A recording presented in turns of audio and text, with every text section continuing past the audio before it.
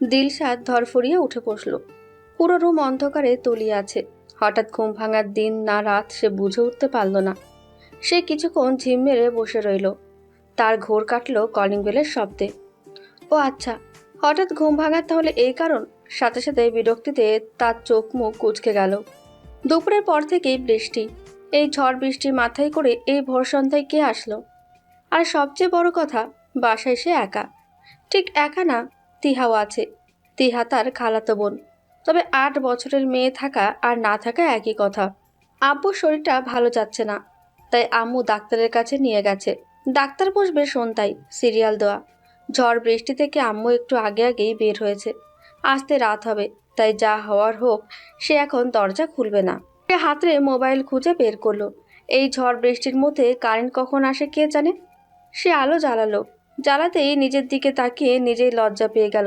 ইস, এই ঝড় বৃষ্টির মধ্যে দু বোন ঘরে বসে বসে করবেটা কি?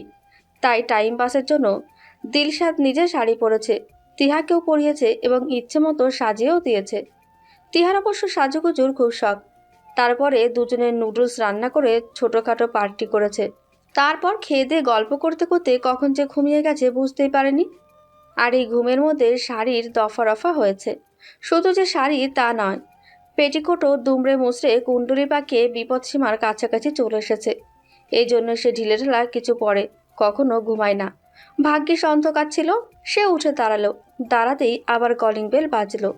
আশ্চর্য, এখনো যায়নি। এখন তুমুল বেগে বৃষ্টি হচ্ছে। এই বৃষ্টির মধ্যে একটা মানুষ দাঁড়িয়ে আছে। ভাবতে দিলশাদের মন কেমন জানি করে উঠল। সে তাড়াতাড়ি কোনো রকম কাপড় ঠিক করতে লাগলো। তাদের বাড়িটা 3 তলা। এই 3 তলা বাড়ির নিচতলার একটা ফ্ল্যাটে তারা থাকে, আরেকটা সবসময়ই খালি। সেখানে বাড়িওয়ালা দুনিয়ার হাবিজাবি জিনিসপত্র রাখে। থাকুক, সমস্যা সেটা না। সমস্যা হলো নিচতলা এখন পুরোটাই খালি। অবশ্য কেচি গেটে সবসময় তালা থাকে, সবাইকে চাবি দেওয়া। যে ফ্ল্যাটের লোক আসবে সেই ফ্ল্যাটের কেউ এসেই খুলে নিয়ে যাবে। তাই সে ঠিক করলো শুধু ফ্ল্যাটের দরজা খুলবে, খুলে চলে যেতে বলবে। অযথা বৃষ্টির মধ্যে দাঁড় করিয়ে রাখার দরকার কি? দিলশাদ ফ্ল্যাটের দরজা খুলে উকি দিল। সাদা শার্ট, কালো প্যান্ট পরা ছোটোখাটো এক পাহাড় সাইজ লোক গেট ঘেঁষে দাঁড়িয়ে আছে, ভিজে চুপচুপে। এটাই স্বাভাবিক। যে তুমুল বৃষ্টি এই ছোটোখাটো পাহাড়কে যদি ভেজাতেই না পারে, তবে আর পারলটা কি? সে এগিয়ে গেল। এই লোককে কোন দিক দিয়ে চোর, ডাকাত কিংবা খারাপ উদ্দেশ্য নিয়ে আসা কেউ মনে হলো না। বরং সে ঠাট বাট নিয়েই দাঁড়িয়ে আছে। তবে তার চোখ দুটো লাল আর ঠোঁট ফ্যাকাশে হয়ে আছে। ইস, না জানি কতক্ষণ দাঁড়িয়ে আছে। সে আস্তে করে বলল, কাকে চাচ্ছেন? ওসমান ঘুরে দাঁড়ালো। বিরক্তিতে তার চোয়াল শক্ত হয়ে আছে। তার ইচ্ছে করলো এই মেয়েকে কয়েকটা ঠাটিয়ে চড় মারতে। প্রায় আধা ঘন্টার মতো সেখানে দাঁড়িয়ে কলিং বেল দিয়েছে 6-7 বারেরও ওপরে। ঘরের ভেতরে থেকেও এই মেয়ের কোনো খবর নেই। আশ্চর্য। আশ্চর্য হওয়ার অবশ্য কিছু নেই। এইসব থার্ড ক্লাস শহরের লোকদের কাছ থেকে আর কি আশা করা যায়? মই মটকা থাকে সব খালি, কিন্তু এমন ভাব ধরবে দরজা খুললেই খেয়ে ফেলবে। যত সব। আর এই বৃষ্টি যদি না থাকতো সে কখনো এতক্ষণ এখানে দাঁড়িয়ে থাকতো না। এমন গিঞ্জি এলাকায় যে বৃষ্টির মধ্যে একটা রিক্সাও যে পাবে না সে ভালো করেই জানে। জানে বলেই দাঁড়িয়ে থাকা। আর সবচেয়ে বোকামি করেছে গাড়ির সাথে করে না এনে। আনলে অন্তত গাড়ির ভেতরে বসে থাকা যেত। সে ভাবলো অচেনা জায়গায় অচেনা বাড়ি খুঁজে বের করা তো আর চারটিখানি কথা না। তার মধ্যে আবার অলিগলি। গাড়ি কোথায় না কোথায় রাখবে, তাই ভাড়া গাড়িতে চলে এসেছে। সেও এসেছে, তার সাথে সাথে এই অসভ্য মেঘও এসেছে।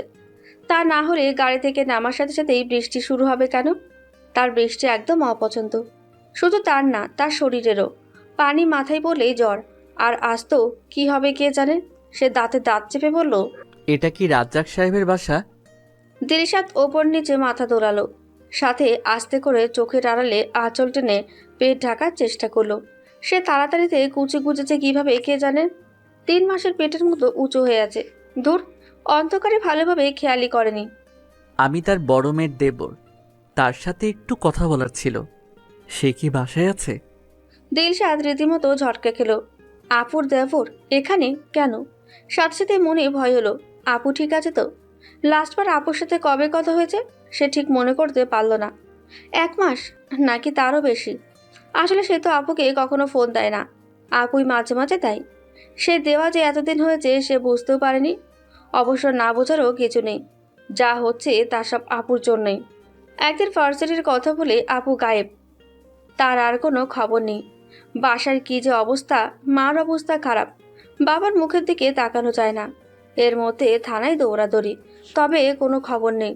খবর পেলাম 2 দিন পরে, আমার মোবাইলে আপুর কল আসতেই রিসিভ করতেই একেবারে শীতল কণ্ঠে শুধু বলল, আমি বিয়ে করেছি, ভালো আছি, আর টেনশন করিস না, বাবা মাকে দেখে রাখিস।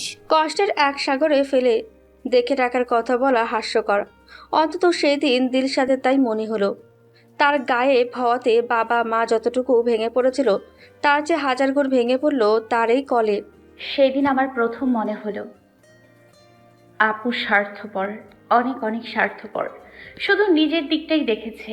আর এই স্বার্থপর মেয়েটা জানলো না তার জন্য আমরা কতটা কষ্টের মধ্যে দিয়ে গেলাম।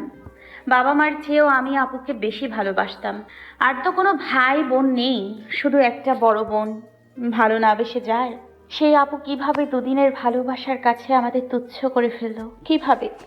একবার কি বলা যেত না বাবা মা কি এমন? ঠিক মেনে নিত। তাই ভাবলাম কখনো আপুকে ক্ষমা করব না, কখনো না।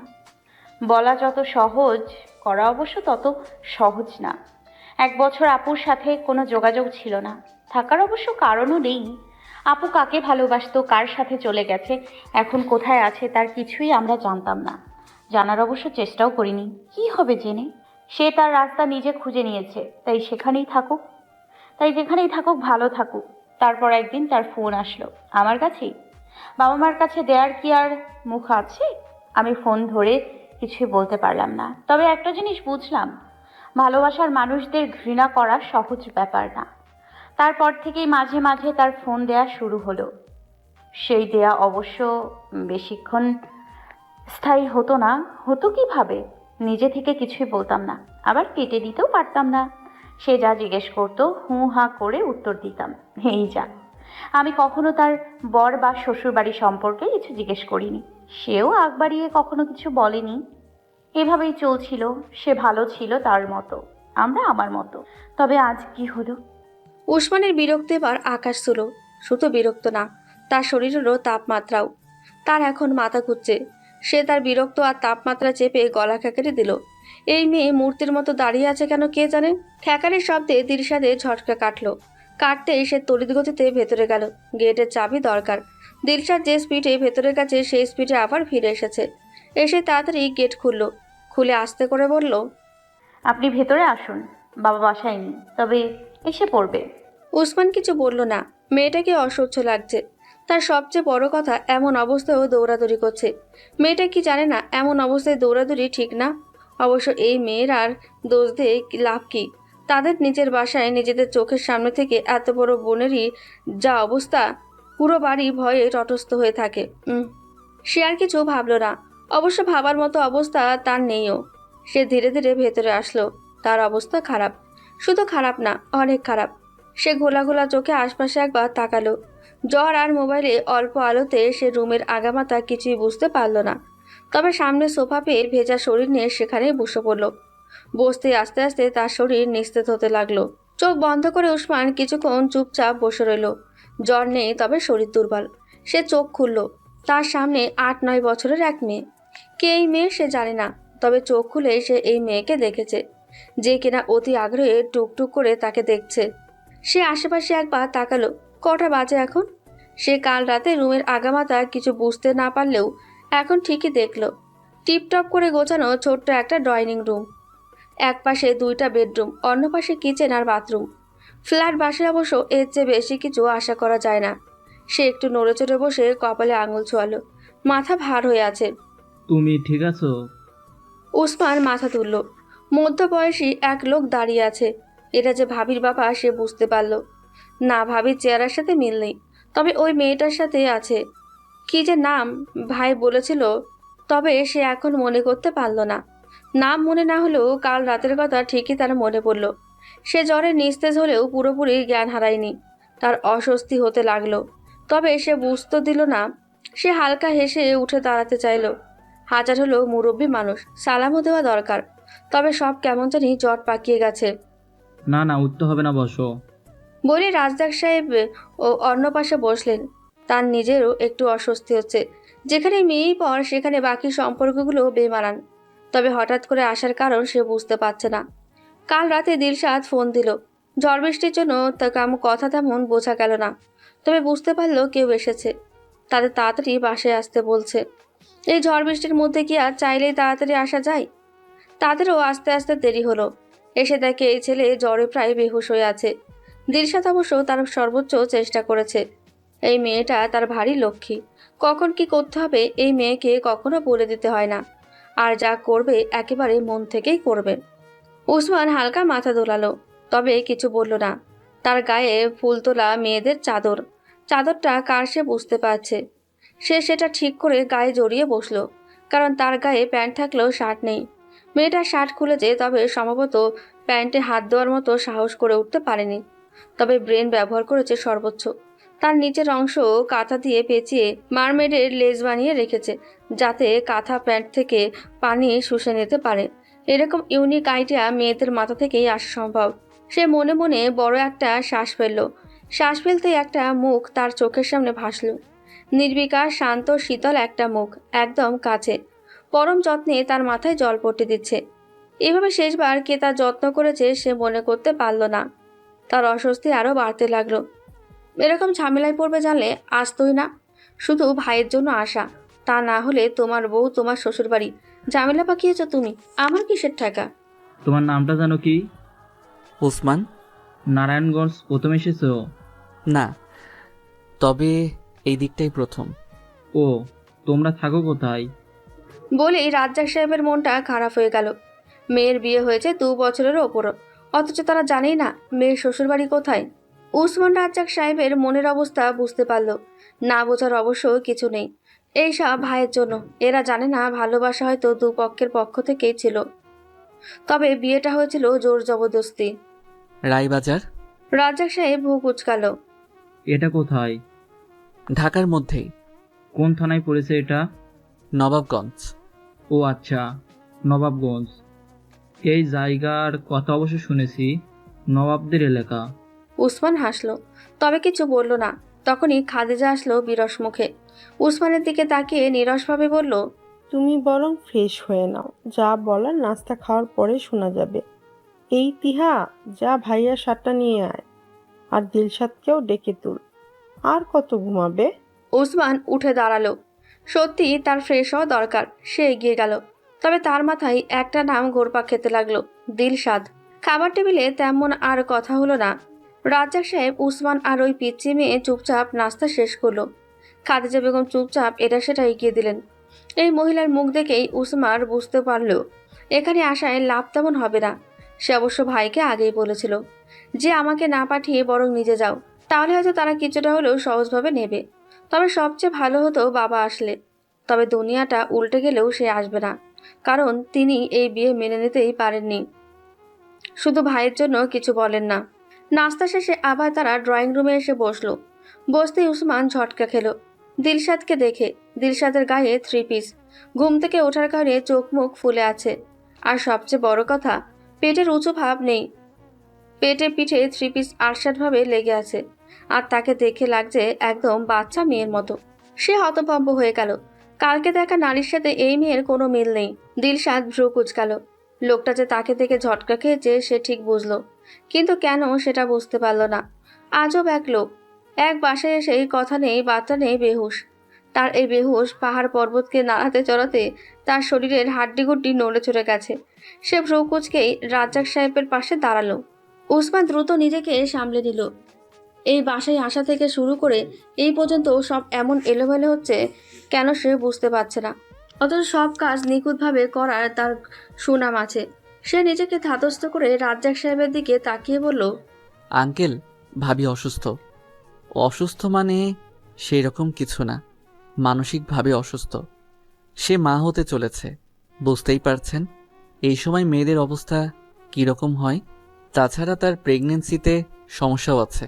টুইন বেবি প্লাস তার মাতৃত্বকালীন ডায়াবেটিস ধরা পড়েছে। তার শারীরিক অবস্থাও খুব একটা ভালো না।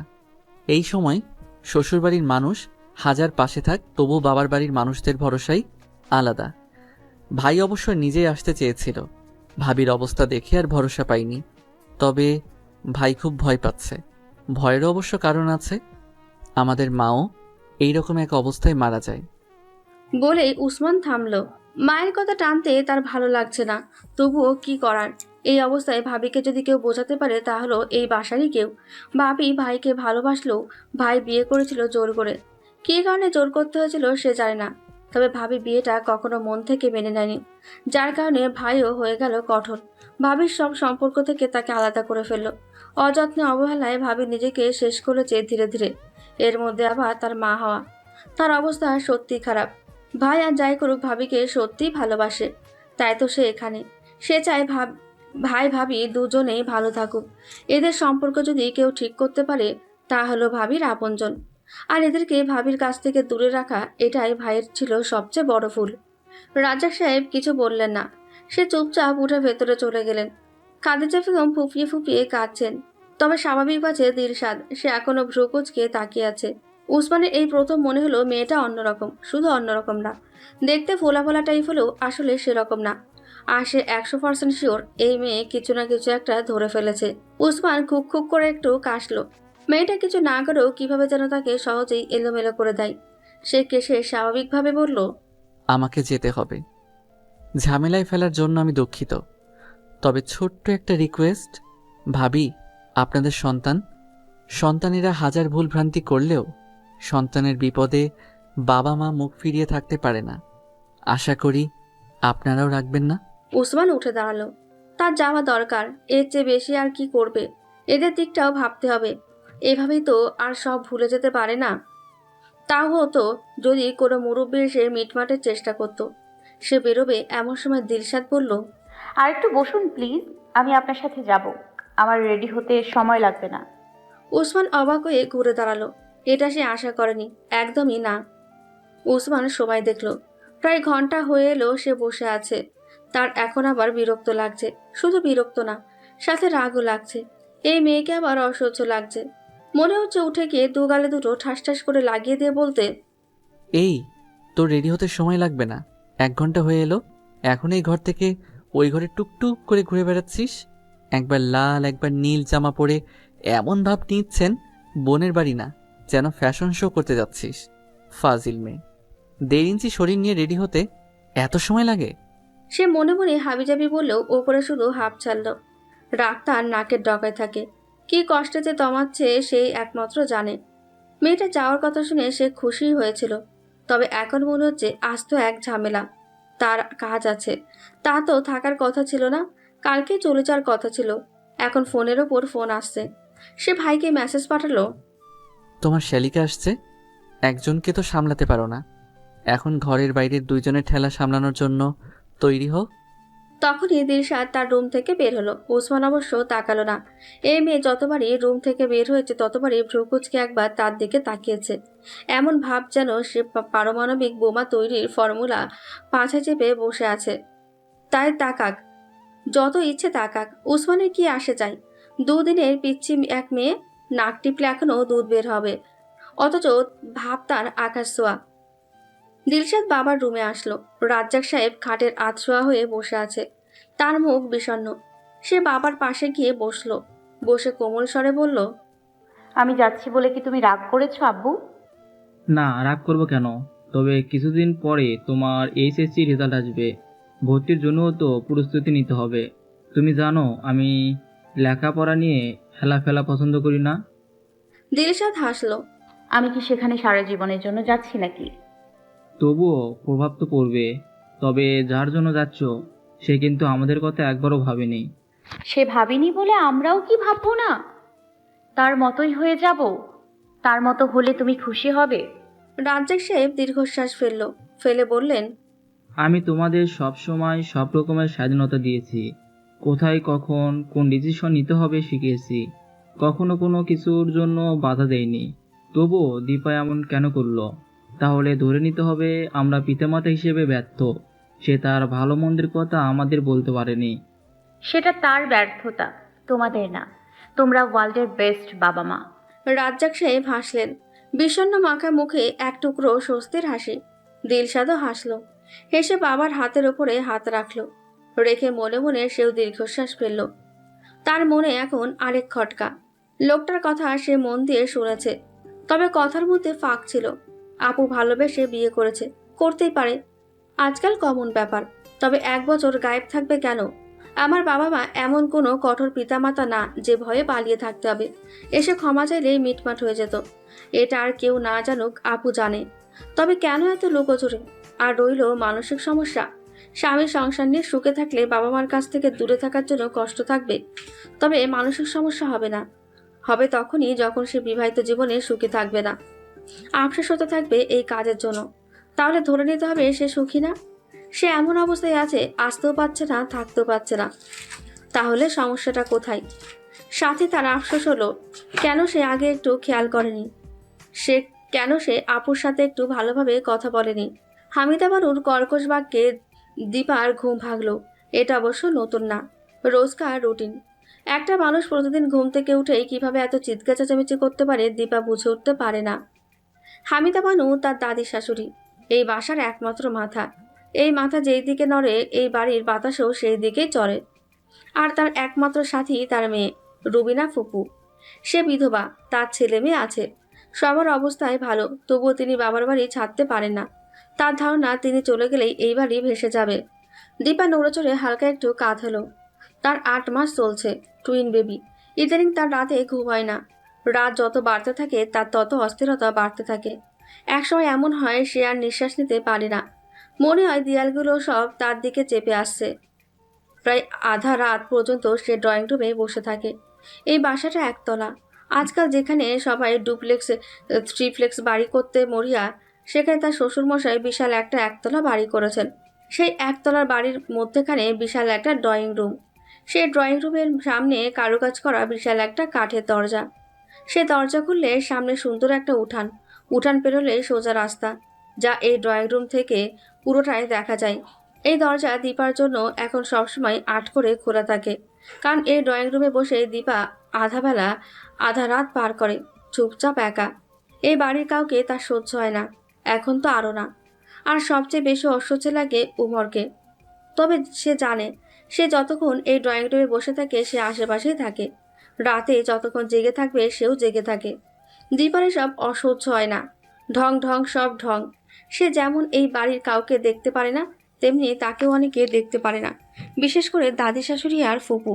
তাদের চোখের বিষ দীপা শুধু ওমরের জন্য সহ্য করা। তবে উসমান আর ইউসুফ ভালো, তারা তাকে মন থেকে ভাবি বলে সম্মান করে। দীপা কান পাতল। তার দাদি শাশুড়ি এখন তাকে বকছে, এটাও রোজকার রুটিন। দীপাকে একচোর বকাবকি না করলে তার পেটের ভাত হজম হয় না। দীপা অবশ্য কখনো কিছু বলে না। ঝগড়া, চিৎকার, চেঁচামেচি এসব করতে তার আর এখন ইচ্ছে করে না। প্রথম প্রথম বসে কাঁদতো, এখন বসে বসে হাসে। এখনো হাসলো। কেউ রুমের দিকে আসছে, কে দীপা জানে। এই মানুষটার হাঁটা, চলা, ঘ্রাণ সব দীপার পরিচিত। দীপা আস্তে করে চোখ বন্ধ করে ফেললো। উমর রুমে এসে দেখলো দীপা চোখ বন্ধ করে শুয়ে আছে, তবে সে জানে দীপা জেগে আছে। চোখ বন্ধ করে এভাবে সে ঘন্টার পর ঘন্টা কাটিয়ে দিতে পারে। আজব এক মেয়ে। অথচ এই আজব মেয়েটার জন্যই তার ভেতর কেঁপে ওঠে। এক পলক না দেখলে দম বন্ধ হয়ে আসে। সে দীপার পাশে গিয়ে বসলো। অনেকে বলে মা হওয়ার সময় মেয়েদের রূপ খোলে, দীপার ক্ষেত্রে তা হয়নি। ফর্সা মুখ এখন ফ্যাকাশে, চোখের নিচে কালি, শুকিয়ে চাপা ভেঙে গেছে, গলার হাড় উঠে গেছে। তবুও উমরের এত ভালো লাগে। ঘন্টার পর ঘন্টা তাকিয়ে থেকেও মন ভরে না। উমর আস্তে করে দীপার পাশে শুয়ে পড়ল। এই মেয়েকে দেখলে তার জড়িয়ে ধরে বসে থাকতে ইচ্ছে করে। অবশ্য এখনো সামান্য ছোঁয়াতেও তার ভয় হয়, যদি ব্যথা পায়। উমর শুতে দীপা চোখ খুলে উঠে বসার চেষ্টা করলো। উমর দীর্ঘশ্বাস ফেললো, ফেলে আগে নিজে উঠে দীপাকে আস্তে করে ধরে উঠালো। কিছু লাগবে? না, তাহলে উঠলে কেন? এমনি। উমর কিছু বলল না। দীপার পায়ের দিকে তাকালো, পা ফুলে আছে। সে আঙুল টেনে দিতে দিতে বলল, বাইরে বসবে? না। আমি একটু বাইরে যাব, দেরি করব না, তাড়াতাড়ি ফিরে আসবো। দীপা কিছু বলল না। তার পেট মোড়াচ্ছে, এটা বমির পূর্ব লক্ষণ। সে ঢোক গিলল। উমর কিছুক্ষণ দীপার দিকে তাকিয়ে রইল। দীপা ঘন ঘন নিঃশ্বাস নিচ্ছে। উমর তাড়াতাড়ি খাটের সাইড থেকে বালতি আনার জন্য ঘুরতেই দীপা গড়গড় করে বমি করে খাট ভাসিয়ে দিল। উমর আবারও দীর্ঘশ্বাস ফেলল। এই মেয়ে মরে গেলেও তাকে কিছু বলবে না। ওমর সব পরিষ্কার করে বাইরে আসলো। দীপার খাবার আনতে হবে। এই মেয়ে সারাদিন না খেয়ে থাকলেও কাউকে বলবে না খাবার দিতে। সে মুক্তাকে ডাকলো। মুক্তাকে মুক্তাকে দীপার যাবতীয় কাজ টাজ করার জন্য রাখা হয়েছে। তবে যতক্ষণ ওমর বাসায় থাকে তার খুব একটা কাজ থাকে না, ওমর নিজেই করে। ওমরকে দেখেই হামিদা বানু চেঁচিয়ে উঠলেন, নবাবের বউ উঠেছে নাকি?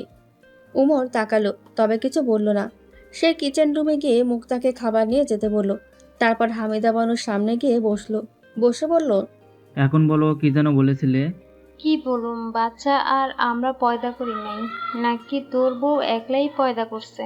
দিনরাত শোয়া বসা, আমরা পেটে বাচ্চা নিয়ে মনে মনে দান সিদ্ধ করছি। তো তোর কি রে হারামজাদা? দাদা যদি পেটে বাচ্চা নিয়ে তোমাকে মনে মনে ধান সিদ্ধ করায়, ওটা দাদার সমস্যা, আমার না। আর দাদার সমস্যার জন্য আমার বউকে উঠতে বসতে কথা শোনো কেন? শুধু আমি বলে চুপ আছি। পারলে ওসমান আর ইউসুফের বউকে বলে দেখো যে আধা হাত উপরে আসে না, সেটুকু নিচে পাঠিয়ে দেবে। হামিদা বানু ফুঁসে উঠলেন, ওরা তো তোর মতো কোনো অলক্ষীরে ধইরা আনবো না, আমি নিজে ওগো বিয়া দিমু। ওমর হাসলো। সে হেসে বলল, সেটা সময় বলবে। আর এখন আমার কথা মন দিয়ে শোনো। দীপার বোন আছে, তাই দয়া করে দীপার ব্যাপারে মুখ বন্ধ। দীপা এই বাড়ির বউ, তাকে বলো, কিন্তু এই বাড়িতে দীপার বোনের যেন কোনো অসম্মান না হয়, এই কথা তোমার মাথায় ভালো করে ঢুকাও। আর তোমার মেয়ের মাথাও, বুঝেছো? বলে উমর বেরিয়ে গেল। হামিদা বানু উমরের যাওয়ার দিকে তাকিয়ে রাগে ফুঁসতে লাগলেন। কি জাদু করেছে ওই কালনাগিনী কে জানে। তার ছেলেরা এখনো তার উপরে কথা বলে না, অথচ তার নাতি বলে। একজন কম ছিল, সে আরেকজনকে হাজির করেছে। তিনি চেঁচাতে লাগলেন, রুবিনা, ওই রুবিনা, কই মরছস? দিলশাদ উসমানের দিকে তাকালো। ড্রাইভারের সাথে বসার কারণে তার শুধু পেছন সাইড দেখা যাচ্ছে। খাড়া খাড়া চুলে আর্মি কাটিং দেওয়া। লোকে বলে খাড়া চুলের ছেলেরা হয় বাঁকা, ঘাড়ের রগ থাকে তেরা। আর এই তেরা বাঁকা ছেলেরা কোনো কাজ কখনো সোজা করে না, এরা সব করবে নিজের মতো করে। উসমানকেও দিলশাদের বাঁকাই মনে হচ্ছে। এই ছেলে নাকের ডগায় যে রাগ নিয়ে ঘুরে দিলশাদ সে ঠিক বুঝেছে। দেরি হচ্ছে বলে রাগে কেমন ছটফট করছিল। দিলশাদ অবশ্য দেখেও দেখেনি, কেন দেখবে?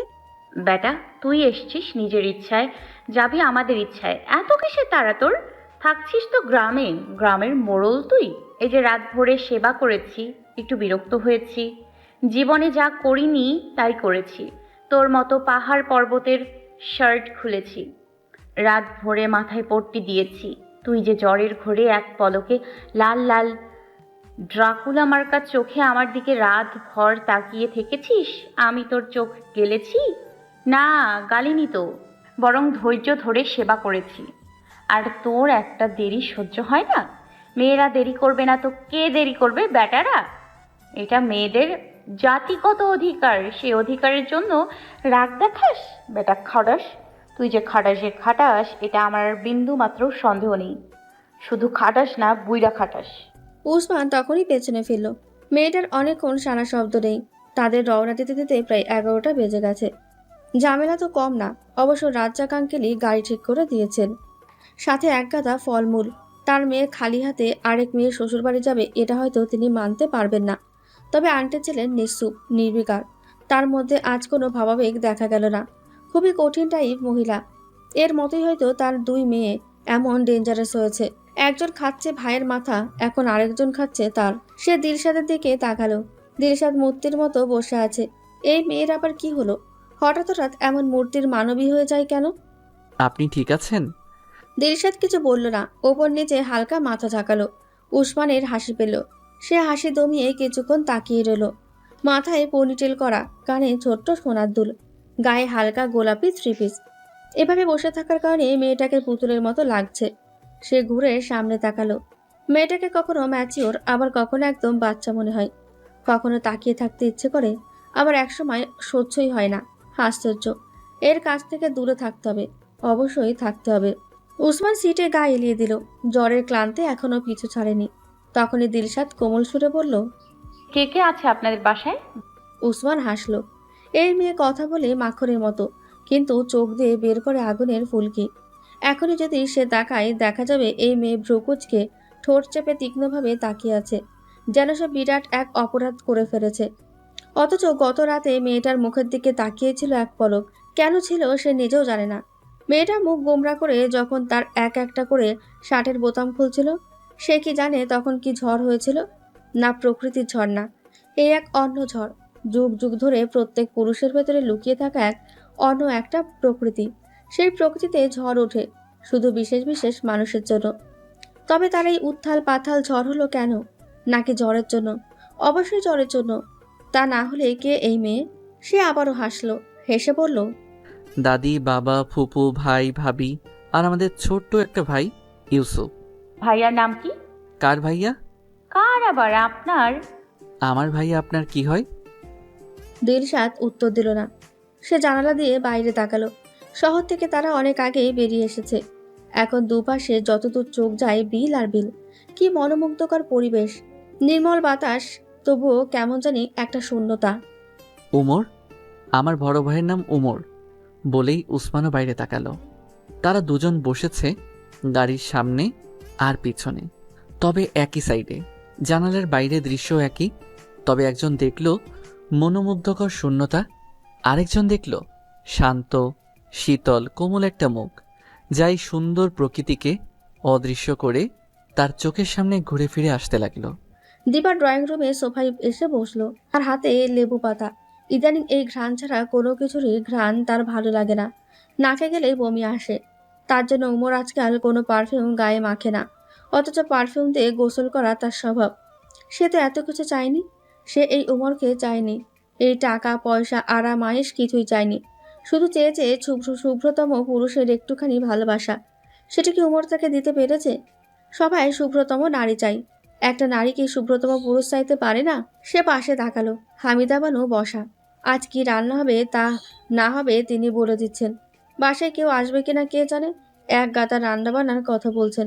সে অবশ্য অত খেয়াল করলো না কি হবে করে। এই সংসার কখনো কেন জানি তার আপন মনে হয় না। প্রথম যখন এসেছিল, হামিদা বানু এটা করো ওইটা করো, এভাবে করো ওভাবে করো বলে বলে দিন দিন ভরে চেঁচাতে থাকতেন। বাসায় দুটো কাজের লোক, তবুও তিনি প্রায় সব কাজই তাকে দিয়ে করাতেন। সে চুপচাপ থাকতো, কেন জানি কিছুই বলতে ইচ্ছে করতো না, কাউকেই না, বলতেও না, এখনো বলে না। তবে তিন ভাইয়ের এক ভাইয়ের চোখে পড়লেই হলো। উমর ভালোভাবে বললেও বাকি দুটো বাড়ি মাথায় তুলে ফেলতো। আহা, দেখতে সব কত সুন্দর, আসলে কি সুন্দর। যেখানে মনের শান্তি নেই সেখানে সবই অসুন্দর। রুবিনা হাত মুছতে মুছতে হামিদা বানুর পাশে বসলেন। দীপার দিকে একবার তাকিয়ে হামিদা বানুর উদ্দেশ্যে বললেন। হামিদা বানু দীর্ঘশ্বাস ফেলে মেয়ের সাথে সহমত হলেন। তার এই মায়াটা না থাকলে এই নাতি তিনটা ভাইসা যাইত। তবুও এরা এর কদর বোঝে না। দুদিনের বউ নিয়ে লাফালাফি করে। না, একটা যা করছে করুক, আরেকটারে তিনি সুযোগ দিবে না। যত তাড়াতাড়ি সম্ভব তার বড় ছেলে আর মেজ ছেলেরে নিয়ে বইতে হইব। আলী হোসেন কথা দিছে, জমিনের মেয়েই তার বাড়ির বউ হইব। তো কি হয়েছে, বড় পোলার সাথে হয় নাই, মেজরা তো আছে। অতি তাড়াতাড়ি তিনি এই কাজ পুরো করব। অবশ্যই করব। তার তিন ছেলের একটা মাত্র মায়া, এই মায়া তিনি বংশের বাইরে যাইতে দেবে না, কোনো দিনও না। এত এত কথায় দীপার কোনো ভাবান্তর হলো না। সে তাকিয়ে আছে ওই দূর রাস্তায়। মুক্তা কুসুম গরম তেল নিয়ে আসলো। ইস, পাগুলো কেমন ফুলে আছে। ইউসুফ বাইরে থেকে আসলো, ঘেমে নিয়ে একাকার। হাতে তার ফুটবল, লেখাপড়ায় মন নেই বললেই চলে। দিন ভরে টই টই করে ঘুরে বেড়ায়। সামনে তার এসএসসি পরীক্ষা, সেই ব্যাপারে তার কোনো মাথা ব্যথা নেই, অন্য কারও নেই। আদরের ছোট ভাই বলে কথা, যা মন চায় করে। ইউসুফের জন্ম উমর উসমানের অনেক পরে। উমর উসমান 3 বছরের ছোট বড় হলেও এদের দেখতে প্রায় সমবয়সী লাগে। পরপর 2 ছেলের জন্ম দিয়ে রোকসানা বেগম আর বাচ্চা নিতে চায়নি, কিন্তু ভুল করে তিনি কনসিভ করে ফেলেন। তখন উমর উসমান ভালোই বড়, প্রায় সব কিছুই বোঝে। লজ্জায় তিনি শেষ, তাই বাচ্চা রাখতে চাইছিলেন না। কিন্তু হামিদা বানু নাছোড়বান্দা, সে কিছুতেই এই পাপ করতে দেবেন না। তিনি যেমনি থাক, নাতি নাতিদের তিনি বড়ই ভালোবাসেন। তার জেদের কাছে আলী হোসেনও হার মানলেন। হামিদা বানু পুরনো আমলের মানুষ। নাতি নাতিদের ভালোবাসলেও বউদের তিনি কখনো দেখতে পারেন না। সেই বউ বাচ্চা পেটে নিয়ে ডাক্তারের কাছে যাওয়া, আরাম নাইশ করা তার কাছে বড়ই আধিক্যতা। রোকসানাও লজ্জায় কাউকে কিছু বলল না। সঠিক সময়ে বাচ্চা আর মধ্যবয়সে সে বাচ্চার জন্মের তফাৎ এরা বুঝতে পারল না। বাচ্চা হওয়ার সময় তো একটু একটু সমস্যা হবেই, তাই কেউ অত খেয়ালও করলো না। যেহেতু প্রথম 2 বাচ্চার বাসায় নর্মালি হয়েছে, এটাও বাসায় হওয়ার চেষ্টা করলেন, যার ফলাফল রোকসানা জীবন দিয়ে ভোগ করলেন। ইউসুফ দীপার পাশের সোফায় ধপ করে বসলো, বসে হেসে বলল। এখন কেমন লাগছে ভাবি? দীপা ইউসুফের দিকে তাকালো। এদের 3 ভাইয়ের আদল একই, একই উচ্চতা, একই গায়ের রং, একই শরীরের গঠন। আস্তে করে কোনো রকম দীপা বলল। ভালো। আমরা ভাইয়েরা তো খুবই ভালো, তবে আমাদের কলিজারা তোমাকে এত কষ্ট দিচ্ছে কেন বলো তো? দীপা কিছু বলল না, মলিনভাবে হাসলো। ভাই কই? আমি জানি না। মেজো ভাই কই? কালকে থেকে দেখিনি। আমি সেটাও জানি না। ইউসুফ মুখ ভোতা করে বলল। জানো কি তুমি? দীপা ইউসুফকে হাত দিয়ে ইশারা করলো কাছে আসার জন্য। ইউসুফ বড় একটা শ্বাস ফেলে এগিয়ে আসলো, একটু নিচু হয়ে বলল। কি? দীপা ইউসুফের কানের কাছে মুখ নিয়ে ফিসফিস করে বলল। আমি জানি না। ইউসুফ হেসে ফেলল, হেসে আবার সোফায় বসতে বসতে বলল। তুমিও না ভাবি? দীপাও হালকা হাসলো, কিছুক্ষণ ইউসুফের দিকে তাকিয়ে রইল। বাসার গেটের ভেতরে গাড়ি ঢুকেছে সে খেয়াল করেনি। গাড়ির দরজা লাগানোর শব্দে সে বাইরে তাকালো, তাকিয়ে সে স্তব্ধ হয়ে গেল। চোখ থেকে একা একাই টুপটাপ করে পানি পড়তে লাগলো। ইস, কতদিন পরে এই শুকনো মরুভূমিতে বৃষ্টি নামলো। 1 বছর, 2 বছর, নাকি তারও বেশি? দিলশাদ অবাক দৃষ্টিতে আশেপাশে দেখতে লাগলো। গ্রামের যে ছবি তার মনে আঁকা ছিল, সেরকম কিছুই দেখতে পেল না। বিল পেরিয়ে তাদের গাড়ি যখন লোকালে আসলো, সে অবাকই হলো, হবেই না কেন। গ্রামের সাইড হলেও গ্রামের ছিটে ফোটাও তার মনে হলো না। সেই শহরের প্রতিচ্ছবি, বাড়িগুলোর মধ্যে সব সভ্যতার ছোঁয়া। তফাতের মধ্যে শুধু তফাৎ, শহরের বাসা 4 দেওয়ালের মধ্যে সীমাবদ্ধ, আর এখানে বাড়ির সামনে বড় বড় উঠান, আর রয়েছে সবুজ গাছগাছালি। এছাড়া দিলশাদের কাছে তেমন আর কোনো তফাৎ মনে হলো না। এখন কোথাও গ্রাম আর আগের গ্রাম নেই। গ্রাম তার নিজস্ব সত্তা হারিয়ে প্রতিনিয়ত শহরের মোড়কে মোড়াতে ব্যস্ত। পরপর 2টা সাদা ডুপ্লিকেট বাড়ি, প্রায় একই রকম দেখতে। সেগুলো পেরিয়ে 3 নাম্বার বাড়িটার গেট দিয়ে তাদের গাড়ি প্রবেশ করলো। এই বাড়িটা একতলা। বাড়িটা দেখতে সুন্দর, তবুও কেমন জানি একটা অযত্নের ছাপ, কিছু একটা নেই। তবে তবে সাধারণ কারো যে বাড়ি না, দিলশাদ ঠিকই বুঝলো, কারণ একটা বাড়ি বলে দেয় বাড়ির মানুষের আভিজাত্য। তবে বলতেই হবে, আগের বাড়ি দুটো বেশি সুন্দর। তার একবার জিজ্ঞেস করতে ইচ্ছে করলো, এই বাড়িগুলো কার। তবে নিজেকে দমালো, এই লোকটার সাথে কেন জানি আর কথা বলতে ইচ্ছে করছে না। অবশ্যই সেও বসে নেই, একটার পর একটা ফোন আসছে, আর সেই বিরক্ত মাখা কণ্ঠে কথা বলছে। এত এত বিরক্ত আসে কোথা থেকে? বিরক্তের গোডাউন একটা। গাড়ি বাড়ির উঠানে থামতে দিলশাদ নামলো, নেমে সোজা তাকালো। বিশাল একটা কাঠের দরজা, তার দুটো পাটটা হাট করে খোলা। সেই খোলা দরজা বরাবর একজন বসে আছে। সে তার খুব পরিচিত একজন, এর সাথেই সে বড় হয়েছে। তার এক হাত জাপটে ধরে রাতের পর রাত নিশ্চিন্তে ঘুমিয়েছে। তবে সেই পরিচিত একজনের সাথে এর কোনো মিল সে খুঁজে পেল না। দিলশাদ ধীরে ধীরে এগোতে লাগলো, তার হাত পা কাঁপছে, বুকের ভেতর থেকে মুড়িয়ে কিছু বেরিয়ে আসতে চাইছে। তবে সে অনেক অনেক কষ্টে নিজেকে দমালো। এই স্বার্থপর মেয়েটাকে সে শাস্তি দেবে, অনেক অনেক শাস্তি। সে তাকে সুখের সঙ্গীত করেছিল, দুঃখের কেন করতে পারেনি? তাদের সম্পর্কে কি এতটাই ঠুনকো ছিল? দিলশাদ এসে দরজার সামনে দাঁড়ালো। হামিদা বানু, রুবিনা, ইউসুফ তাকে দেখে এগিয়ে আসলো। উসমান তাদের দিকে তাকিয়ে বলল। উনি দিলশাদ, ভাবির বোন। দিলশাদ সালাম দিল, তবে তার খেয়াল এদের দিকে নেই। তার চোখ এদের পেছনে, ওই যে সোফায়, যেখানে একজন বসে আছে পাথরের মতো, যার চোখের কোণা ভেজা। তবে সে নিশ্চুপ, কোনো খুশি নেই, উচ্ছ্বাসতা নেই। কেন নেই? ইউসুফ হেসে তাকে স্বাগতম জানালেও হামিদা বানু আর রুবিনার মুখ কালো। বড় বোন তো বড় বোন, এই মেয়ে তার চেয়েও সুন্দর। তার উপর এই মেয়ে নাকি কিছুদিন এ বাসায় থাকবে। তার এটা ভালো লাগছে না। বাড়িতে আছে জোয়ান ছেলে, কখন কি হয়ে যায় ঠিক আছে। আর সবচেয়ে বড় কথা, উসমান এই মেয়েকে আনতে গেছে, অথচ তাকে কিছু বলার প্রয়োজনও মনে করেনি। হামিদা বানু ভেতরে ভেতরে রাগে ফুঁসতে লাগলো। না, এই ছেলেরা তার হাতের বাইরে চলে যাচ্ছে, অথচ তার 3 ছেলে এখনো তাকে জমের মতো মানে। হামিদা বানু 3 ছেলের মধ্যে বড় ছেলে হলো আলী হোসেন। তার খুব নাম ডাক। না, এই নাম ডাক কোনো বৃদ্ধি ওরসা থেকে সে পায়নি, নিজে অর্জন করেছে। আলী হোসেনদের আগের অবস্থা ভালো ছিল না, তার বাবা অকালেই চলে যায়। বাবা চলে যাওয়াতে 3 ভাই 1 বোন আর মায়ের দায়িত্ব এসে পড়ে তার ঘাড়ে। আলী হোসেন লেখাপড়া তেমন করেননি, তাই সংসারের ঘানি টানতে বিদেশে পাড়ি জমান। সেখান থেকে সংসারের পাশাপাশি বেশ কয়েকটা জমিও কিনে ফেলেন। তবে বিদেশে সে বেশি দিন থাকতে পারেনি। যে কোম্পানিতে গিয়েছিলেন সেটা বন্ধ হওয়ার কারণে চলে আসতে হয়। দেশে ফিরে এসে সে আবার অর্থকষ্টে পড়েন। তখন তিনি সেই কেনা জমি বিক্রি করেন, তবে যত টাকা দিয়ে কিনেছিলেন তার ডবল দিয়ে। তখনই তার মাথায় বুদ্ধি আসে, আর তখন থেকে তিনি জমি কেনা বেচার ব্যবসা শুরু করেন। তার কপাল ভালো ছিল, অল্পতেই 2 হাত ভরে টাকা আসতে লাগলো। তখন তার নাম হয় দালাল আলী হোসেন। এই এক নামে তার অবস্থা দিন দিন উপরে উঠতে থাকলো। ওপরে উঠতে উঠতে তার টাকা, নাম, বন্ধু বান্ধবের সাথে শত্রু বাড়ল। শিক্ষা না থাকলেও তার ছিল অঢেল বুদ্ধি। কিভাবে দমন করতে হয় সে ভালো করে জানে। আর সেই জানা অন্য কাউকে জানাতে গিয়ে দালাল থেকে আলী হোসেন হয়ে গেল ভাই আলী হোসেন। শুধু সে উপরে উঠলেন তা না, ভাইদেরও উঠালেন, বিভিন্ন ব্যবসায় লাগিয়ে দিলেন। বোনকে ভালো ঘর দেখে বিয়ে দিলেন। তারপর হামিদা বানু তাকে দেখে শুনে বেছে নিজের মনের মতো বিয়ে করালেন। রোকসানাও ছিল মনের মতো, সুন্দর শান্তশিষ্ট মেয়ে, 7 চরেও রাগ করতো না। সুখের সংসার ছিল আলী হোসেনের।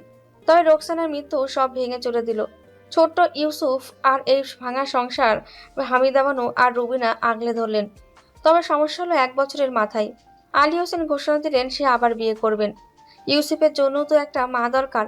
হামিদা বানুর অবশ্য কোনো আপত্তি করলো না। বেটা মানুষ বউ ছাড়া কতদিন থাকবে। তবে ঝামেলা বাঁধলো উমর আর উসমান। তারা কঠিনভাবে বলল, আপনি বিয়ে করতে চান করবেন, আমাদের কোনো আপত্তি নেই।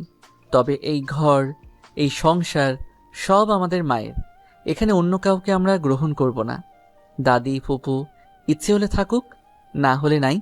তবে ইউসুফের জন্য তারা 2 ভাই যথেষ্ট, তার কোনো মায়ের দরকার নেই। আর এটা আপনার বাড়ি, আপনি চাইলে আপনার দ্বিতীয় স্ত্রীকে এই বাসায় অবশ্যই আনতে পারেন। তবে আমরা 3 ভাই এই বাসা থেকে বেরিয়ে যাব। এখন আপনি যা ভালো মনে করেন তাই করেন।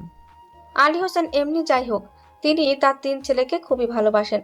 সাথে এই ডিসিশনে মনে মনেও খুশি হলেন, কারণ হাজার হলো তার ছেলেরা বড় হয়েছে। আর ছেলেদের সামনে নতুন বউ নিয়ে বসবাস করা লজ্জার ব্যাপার, তাই অনায়াসেই তা মেনে নিলেন। তার জায়গার অভাব ছিল না।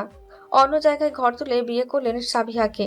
সে ছিল বিধবা, থাকতো ভাইয়েরদের সংসারে। তাকে এক শর্তেই বিয়ে করা হলো, কোনো সন্তান নেওয়া যাবে না।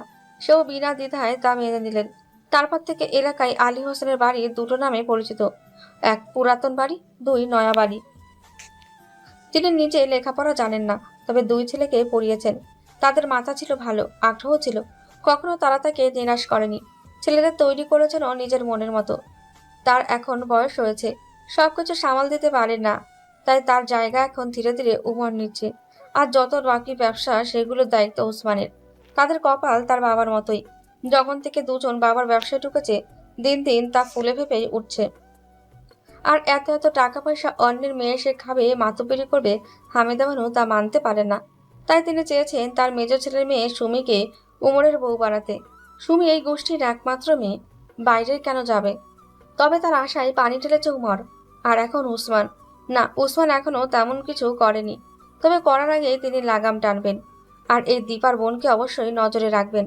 এসব মধ্যবিত্ত ফ্যামিলির মেয়েরা পটাতে ওস্তাদ। একজনের মাথা খেয়েছে, আরেকজনেরটা সে দেবে না। সে মুখ কালো করেই বলল, দরজায় কি দাঁড়ায় থাকবানি? ভিতরে আসো। বোনের কাছে আসছো, যাও বোনের সাথে দেখা সাক্ষাৎ করো। এমনিতে আমার দোষের শেষ নাই। বউই নাত বউকেও নাকি সারি না, আবার নতুন বদনাম হইব। মেহমানদেরও সারি না। দিলশাদ এবার ভালো করে হামিদা বানুর দিকে তাকালো। বয়সে চামড়ায় ভাঁজ পড়লেও এখনো সে মুখে পড়েনি। সে যেটা ভালো করেই বুঝলো, তার আবার এই এক সমস্যা, অল্পতেই বেশি বোঝে। বলে এই অল্প সময়ে একজনকে সে অনেক কিছুই বুঝলো। বুঝে হামিদা বানুর দিকে তাকিয়ে একটু হাসলো, হেসে এগিয়ে গেল। হঠাৎ করে তার কেন জানি খুব মজা লাগতে লাগলো। কেন লাগছে আর কেউ না জানুক সে ঠিক জানে বলে সে মনে মনে আফসোস করতে লাগলো। এতদিন প্রবাদ শুনেছে লোকে খাল কেটে কুমির আনে, আজ নিজের চোখে দেখলো। ওসমান ভেবেছিল সে এখন হৃদয় বিদারক কোনো দৃশ্য দেখবে। 2 বছরের ওপরে 2 বোনের দেখা, একজন আরেকজনের ওপরে ঝাঁপিয়ে পড়বে, গড়াগড়ি করে কান্না করবে। লুটোপুটি খেতে খেতে দুজন দুজনের সুখ দুঃখের গল্প বলবে। তবে এমন কিছুই হলো না। ভাবি নির্বিকার মুখে পাথরের মূর্তির মতো বসে রইল। আর দিলশাদ বোনের চেয়ে বোনের বাড়িঘরের প্রতি তার বেশি আগ্রহ দেখা গেল। সে চোখ মাথা ঘুরিয়ে ঘুরিয়ে সব দেখতে লাগলো। ফুপু তো বলেই ফেললেন। তোমরা মার পেটের আপন বনিত। ফুপুর কথায় দীপা সবসময়ের মতো চুপচাপে বসে রইল। আর দিলশাদ মিষ্টি করে হাসলো, হেসে বলল। ডিএনএ টেস্ট রিপোর্ট লাগবে আন্টি? তার মিষ্টি হাসিতে রুবিনার কিছু এলো গেল না, বরং সে বিরক্ত হয়ে সেখান থেকে চলে গেল। এই মেয়েকে তার সুবিধার মনে হচ্ছে না। না শুধু চোখে চোখে না, এর পিছু পিছু লেগে থাকতে হবে। রুবিনার কিছু না এলো গেল অন্য একজনের। এই প্রথম সে মেয়েটার মুখে হাসি দেখলো, টোল পড়া মিষ্টি হাসি। আর এই হাসিতেই তার দুনিয়া থমকে গেল। থমকে যাওয়া দুনিয়া নিয়ে সে বিস্ময় ভরা মুগ্ধ চোখে তাকিয়ে রইল। দিলশাদ রুম থেকে বাইরে আসলো। খেয়ে দিয়ে ফ্রেশ ট্রেশ হতে হতে বিকেল গড়িয়ে এখন প্রায় সন্ধে। ড্রয়িং রুমে আপাতত কেউ নেই, শুধু দীপা টেবিলের ওপর পা তুলে বসে আছে, চুপচাপ একা, দৃষ্টি বাইরের দিকে, হাতে তার গাজর। দিলশাদ হাসলো। প্রেগনেন্সির সময়টা মেয়েদের সুন্দর সময়, আবার আজবও। সে এগিয়ে গেল। আবহাওয়ায় কেমন জানি একটা গুমট ভাব। বৃষ্টি হবে কিনা কে জানে। কাল রাতে তো উত্থাল পাতাল হলো। রাতের কথা মনে হতেই আবার ওই পাহাড় পর্বতের কথা মনে হলো। সাথে সাথে সে বিরক্ত হলো। ধুর, ব্রেনে সব রিলেট করবে কবে। সে আশেপাশে একবার তাকালো। এই বাড়ির বাইরেরটা যেমন তেমন, তবে ভেতরটা সুন্দর গোছানো। প্রতিনিয়ত এক দুবেলা ঠিক ঘষামশা চলে দেখেই বোঝা যাচ্ছে। দু সাইডে সারিবদ্ধ রুম, এক সাইডে কিচেন, তার সামনে ডাইনিং, মাঝখানে গোল করে সোফা রাখা। এত সুন্দর চাকচিক্যময় বাড়ি, এতগুলো মানুষের বসবাস, অথচ তবুও কোনো প্রাণ নেই। সে একটা দীর্ঘশ্বাস ফেলে স্বাভাবিকভাবে দীপার পাশে গিয়ে বসলো, একদম কাছে, শরীরের সাথে ঘেঁষে। এটা তার ছোটবেলার অভ্যাস। কত বকা খেয়েছে এভাবে গায়ের উপরে বসার জন্য। শোনে কে, আপুর সাথে না ঘেঁষে তার শান্তি লাগতো না। দীপা কেঁপে উঠল, চোখে টলমলে পানি আবার এসে হাজির হলো। কি এক যন্ত্রণা! এতদিন কাঁদতে পারেনি, এখন থামাতেই পারছে না। সে পানি ফেরানোর জন্য অন্য পাশে তাকালো। দিলশাদ দেখলো, তবে দেখেও না দেখার ভান করলো। স্বাভাবিকভাবে বলল।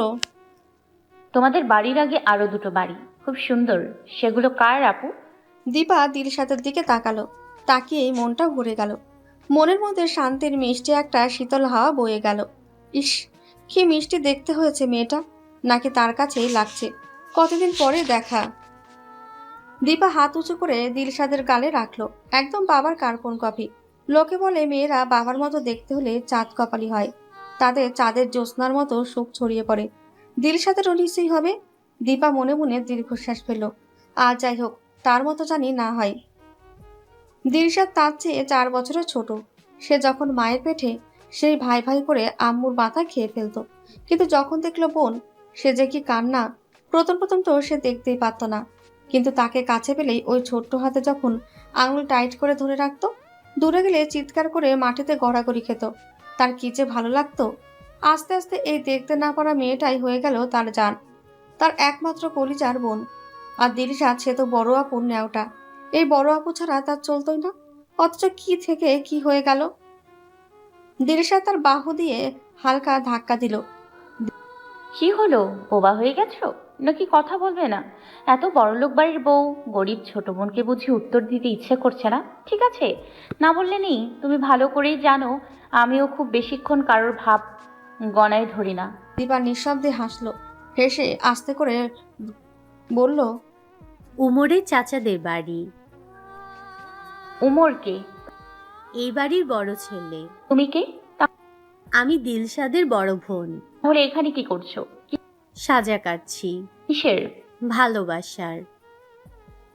দিলশাদের চোয়াল শক্ত হলো, তবে এই বিষয়ে আর কিছু বলল না। সে বোনের কাঁধে মাথা রেখে চোখ বন্ধ করে বলল। কষ্ট হচ্ছে আপু? না, ভালো লাগছে। তোমার ছেলে হবে নাকি মেয়ে? জানি না। এই দুজনকে রেখে এই বাড়ির সবাইকে যদি আমি খুন করি, তোমার কি খারাপ লাগবে? দীপা হেসে ফেলল, প্রাণ খোলা হাসি। ইস, কতদিন সে হাসে না। দীপার হাসির শব্দে উমর দরজায় থমকে দাঁড়িয়ে গেল, আর অবাক হয়ে তাকিয়ে রইল।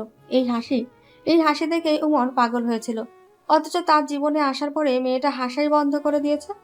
কতদিন পর দীপা হাসলো। সে মনে করার চেষ্টা করলো, তবে ব্যর্থ হলো। ব্যর্থ মন নিয়ে সে এগিয়ে এলো, তাদের সামনে এসে বসলো।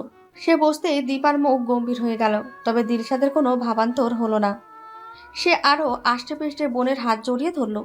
উমর হাসলো, হেসে বলল, কেমন আছো দিলশাদ? দিলশাদ মুচকি হেসে লজ্জা মাখা মুখে বলল, ভালো। দীপা অবাক চোখে বোনের দিকে তাকালো। এই মেয়ে আস্ত এক নাটকি। লজ্জা আর সে লজ্জা এই মেয়ে ধারে কাছেও নেই। সে যাদের দেখতে পারে না তাদের সাথে সে খুব কোমল সুরে কথা বলে, এমন ভাবে বলবে যেন মাখনের মতো বলে যাচ্ছে। কখন এসেছো? এই তো কিছুক্ষণ আগে। খেয়েছো? হ্যাঁ। আসতে কোনো সমস্যা হয়নি তো? হুম। উমর আর কিছু বলল না। অবশ্য এর চেয়ে বেশি কি বলবে, সম্পর্কে তারা শালি দুলাভাই হলেও দূরত্বটা অনেক। সে উঠে দাঁড়ালো। মেয়েটা তাকে দেখে লজ্জা পাচ্ছে, পাওয়ারই কথা। অচেনা মানুষ, অচেনা জায়গা, তাই সরে যাওয়ায় ভালো মনে করলো। তাছাড়া সে সরে গেলে দীপা সহজ হবে। দীপা কিছু মুখে না বললেও সে জানে তাকে দীপা সহ্য করতে পারে না। সে যাওয়ার আগে দীপার দিকে একবার তাকালো। কি আশ্চর্য, দীপাকে অন্যরকম লাগছে, অথচ যাওয়ার আগেও তার চোখ মুখ ছিল ফ্যাকাশে। আলী হোসেন উঠে দাঁড়ালেন। তার ভালো লাগছে না, ইদানিং শরীরটা আর চলছে না। অথচ তার মা টিং টিং করে ঘুরে বেড়ান, এখনো চিৎকার চেঁচামেচি করে বাড়ি মাথায় তুলে ফেলেন। 19 থেকে 20 হলে লাঠি তুলে তেড়ে আসেন, আর সে সামান্য এখান থেকে ওখানে হাঁটতে কেউ হাঁপিয়ে যান। সে ফোন বের করলো, কল দিয়ে গাড়ি বের করতে বলল। আম্মা তাকে ডেকে পাঠিয়েছে, কেন পাঠিয়েছে সে আন্দাজ করতে পারছে। তখনই সাবিহা রুমে আসলো। এই মেয়েটাকে সে যখন বিয়ে করেছে তখন ছিল সে রোগা পাতলা, আর এখন তার 3 ডাবল। হবেই না কেন, দিন ভরে আরাম আয়েসে থাকে, কাজ টাজ নেই, শুধু বাপের বাড়ির মানুষদের সাথে বসে বসে ইমুতে আড্ডা দেওয়া। অথচ রোকসানা স্বামীর এত টাকা পয়সা ছিল, কাজের লোক ছিল, তবু দুদণ্ড বসার সময় পায়নি। মৃত্যু 2-3 ঘন্টা আগেও সে বাচ্চা পেটে নিয়ে দুনিয়ার কাজ করেছে। আচ্ছা, সে কি পারত না একটু স্ত্রীর খেয়াল রাখতে, যেভাবে ওমর রাখছে? ওমরের বিয়েতে সে খুশি ছিল না, থাকবেই বা কেন? আগে তারা যাই থাক, বর্তমানের অবস্থা ভিন্ন। আর বর্তমানের সাথে ওই ফ্যামিলির আত্মীয়তা মানায় না। তা আবার শহরের মেয়ে, তার শহরের মেয়ে পছন্দ না। কেমন উড়নচণ্ডী একটা ভাব থাকে, তবে দীপার মধ্যে সেই ভাব নেই। মেয়েটাকে দেখলেই তার রোকসানার কথা মনে পড়ে, যেন রোকসানার প্রতিচ্ছবি। রোকসানার প্রতিচ্ছবি হলেও রোকসানা সংসারকে সে আগলে ধরেনি, এমনকি আপন করেও নেয়নি। তাকে যা বলা হয় সে চুপচাপ করে, না বললে নাই। অথচ সে এমন এক মেয়েকে উমরের বউ রূপে চেয়েছিল যে রোকসানা শেষ হওয়া সংসার আবার শুরু করবে। দীপা সেই মেয়ে হয়ে ওঠেনি, হয়তো নিজেই চায়নি। মেয়েরা চাইলে সব পারে, চায়নি বলেই হয়নি। কোথায় যাচ্ছ? আলী হোসেন বিরক্ত হলেন। তার প্রশ্ন পছন্দ না এই মেয়ে জানে, তবুও ঘুরে ফিরে প্রশ্নের পর প্রশ্ন করতেই থাকে। কিছু বললে কথা বলো না কেন? ওই বাসায় বাসায় এখন আবার কি? আলী হোসেন সাবিহার দিকে তাকালেন, তাকিয়ে শান্তভাবে বললেন, ওই বাসায় আমার সব, এটা তুমি জানো, আর জেনে এসেছো তুমি, তাই ঘুরে ফিরে প্রশ্ন করবে না বলে আবার দাঁড়ালেন না, বেরিয়ে গেলেন। সাবিহা দীর্ঘশ্বাস ফেলল। সবারই সব আছে, শুধু তারই কিছু নেই। প্রয়োজন তো হয়েছে, প্রিয়জন হতে পারল না কোনোদিনও। আলী হোসেন এসে সোজা মায়ের রুমে গেলেন। যাওয়ার আগে ড্রয়িং রুম খালি দেখে অবাক হলেন। সে যখনই আসে দীপাকে এখানে বসা দেখে। মেয়েটা দিন রাত এখানেই বসে থাকে, বসে বসে কি দেখে কে জানে। আজব এক মেয়ে, রুমে নাকি তার দম বন্ধ হয়ে আসে। তবে আজব এই মেয়েকে তার 3 ছেলে খুবই পছন্দ করে। উমরের কথা বাদ, তার বউ সে তো পছন্দ করবেই, কিন্তু উসমান, ইউসুফ তারাও এই মেয়ের বিরুদ্ধে একটা শব্দও শুনবে না। বয়সে ছোট এই মেয়ে উসমানের, তবুও চোখ তুলে অসম্মান হবে এমন কথা কখনো বলে না। সে 100% গ্যারান্টি দিয়ে বলতে পারে, এই মেয়ে যদি এই সংসার আগলে ধরে, মা আর রুবিনার মাতব্বরি 1 সেকেন্ডেই ফুটে যাবে। হামিদা বানু ছেলেকে দেখে গদগদ হয়ে গেলেন, মুখে মধু ঢেলে বললেন, আয় বাজান, আয় মায়ের পাশে বস। দরকার ছাড়া তো আসছস না। কি এক জলহস্তিরে বিয়া করছস, জল থেকে তো বাইরে হইতে দেয় না। কপাল ভালো আমার সাথে থাকে না, তাহলে সোজা কইরা ফালাইতাম। আলী হোসেন দীর্ঘশ্বাস ফেললেন, মনে মনে বললেন, সত্যি কপাল ভালো। তখনই জসিম আর রুবিনা রুমে আসলো। রুবিনার হাতে নাস্তার ট্রে। বয়, সবাই বয়। আর আলী ওসমানারেও আইতে ক, আমার কথা তো আর আবার দাম নাই। আলী হোসেন মোবাইল বের করে মেসেজ পাঠালো। ফোন করতে তার ইচ্ছে হলো না, ইউসুফ কোথায় আছে কে জানে। এই ছেলে তার ধারেও কাছেও আসে না। তার সবকিছু তার দুই ভাই। শোনো তোমরা, আমি ঠিক করছি সুমি আর ওসমান্নার বিয়া দিমু, তাও অতি শীঘ্রই। একজনে যে কাজ করছে সেই কাজ সেও করব না, গ্যারান্টি কি? তাই সময় থাকতেই সাবধান। আমার কোনো সমস্যা নেই, আগেও ছিল না, সেটা তো তুমি জানোই। বরং আমি খুশি আমার একমাত্র মেয়ে আমার কাছেই থাকবে। শান্তভাবে বলল জসিম। তো তোমার কি মত? তুমি কিন্তু কথা দিছিলা জসিমের মাইয়া তোমার বাড়ির বউ হইব। হামিদা বানু আলী হোসেনের দিকে তাকিয়ে বলল। আলী হোসেন বড় একটা শ্বাস ফেলে বললেন, যখন কথা দিয়েছিলাম তখন সময় ভিন্ন ছিল, রুকসানা বেঁচে ছিল, এখন সময় ভিন্ন। তবু মত জানতে চাইলে আমার সমস্যা নেই, যদি উসমান রাজি থাকে। তুমি ভালো করেই জানো আমি ছেলেদের উপর জোর খাটাই না, অবশ্য খাটিয়ে লাভ হবে বলে মনে হয় না। তখনই উসমান রুমে আসলো। সবাইকে এক পলক দেখে রুবিনার পাশে বসলো। অবশ্য আর জায়গাও নেই। হামিদা বানুর রুমে খাট আর দুটো চেয়ার ছাড়া বসার আর জায়গা নেই। আলী হোসেন আর জসিম খাটে বসেছে বলে এটা খালি পড়ে আছে। এত জরুরি তলব কেন? কি হয়েছে? হামিদা বানু ঘোরাফেরা ধারে কাছেও গেলে না, সোজাভাবে বললেন, আমরা সুমি আর তোর বিয়া দিতে চাই, তোর মত কি? উসমান হালকা হাসলো, হেসে বলল, বিয়ে দিতে চাও দাও, আমার সমস্যা নেই। সমস্যা হলে দেখা গেল আবার ইউসুফরে নিয়ে টানাটানি করছো। তোমরা তো আবার কসম খেয়ে বসেছ সুমিরেই বাড়ির বউ বানাবে। তাই এই ঝামেলা আমি শেষ করি। আলী হোসেন ছেলের কথা শুনে হেসে ফেললেন, তবে কিছু বললেন না। হামিদা বানু তেতে উঠে বললেন, হারামজাদা, জীবন দিয়া দিলাম তোগুর লিগা, আর আমার লাগে মস্কারা করস? উসমান উঠে দাঁড়ালো। তাকে বেরোতে হবে। কালকে আজকে বলতে গেলে কোনো কাজই হয়নি। তাই দাঁড়িয়ে শান্তভাবে বলল, তুমি কোনো জীবন দাওনি দাদি, জীবন দিয়েছে আমার মা। বলেই চলে যেতে লাগলো। হামিদা বানু রেগে ফেটে পড়লেন। এত বড় কথা! সে তার হাতের লাঠি ছুঁড়ে মারলেন। ছুঁড়ে মেরে অবশ্য লাভ হলো না। উসমান ততক্ষণে বেরিয়ে গেছে। তুমি অবাক হয়ে বলল, তুমি বিয়ের জন্য হ্যাঁ করে দিয়েছো? হ্যাঁ। বসে উসমান আয়নার সামনে দাঁড়ালো। সে মাত্রই গোসল করে বেরিয়েছে। তার এক বাজে অভ্যাস, সকালে ঘুম থেকে উঠেই গোসল করা। গোসল না করলে তার ভালো লাগে না। এভাবে দুম করে কিভাবে হ্যাঁ বললে? উসমান বিরক্ত হলো। বিরক্ত হয়ে বলল, তুই এভাবে দুম করে হ্যাঁ বলিস না। ঢোল ঢক্কর পিটিয়ে 7 গ্রামের মানুষ একত্র করে তারপরে বলিস। সুমির রাগ হলো। সে বংশের একমাত্র মেয়ে, 3 চাচার আদরে দুরালি, আর সবচেয়ে বড় কথা হামিদা বানুর কার্বন কপি। যদিও সে হামিদা বানুকে দেখতে পারে না। সে এগিয়ে গিয়ে দুম করে উসমানের পিঠে কিল বসিয়ে দিল। উসমানের খালি গা, আধা ভেজা শরীর। সে আগুন চোখে তাকালো, তাকিয়ে বলল, কি সমস্যা? সুমি তার দিকে আঙুল উঁচিয়ে বলল, সমস্যা? তুমি কেন? কি করেছি? বিয়ের জন্য হ্যাঁ বলেছো কেন? বললে সমস্যা কি? আমি তোমাকে বিয়ে করব না। ভালো কথা করিস না, সেটা আমাকে বলছিস কেন? তোর বাপ, চাচা আর পেয়ারের দাদিকে গিয়ে বল।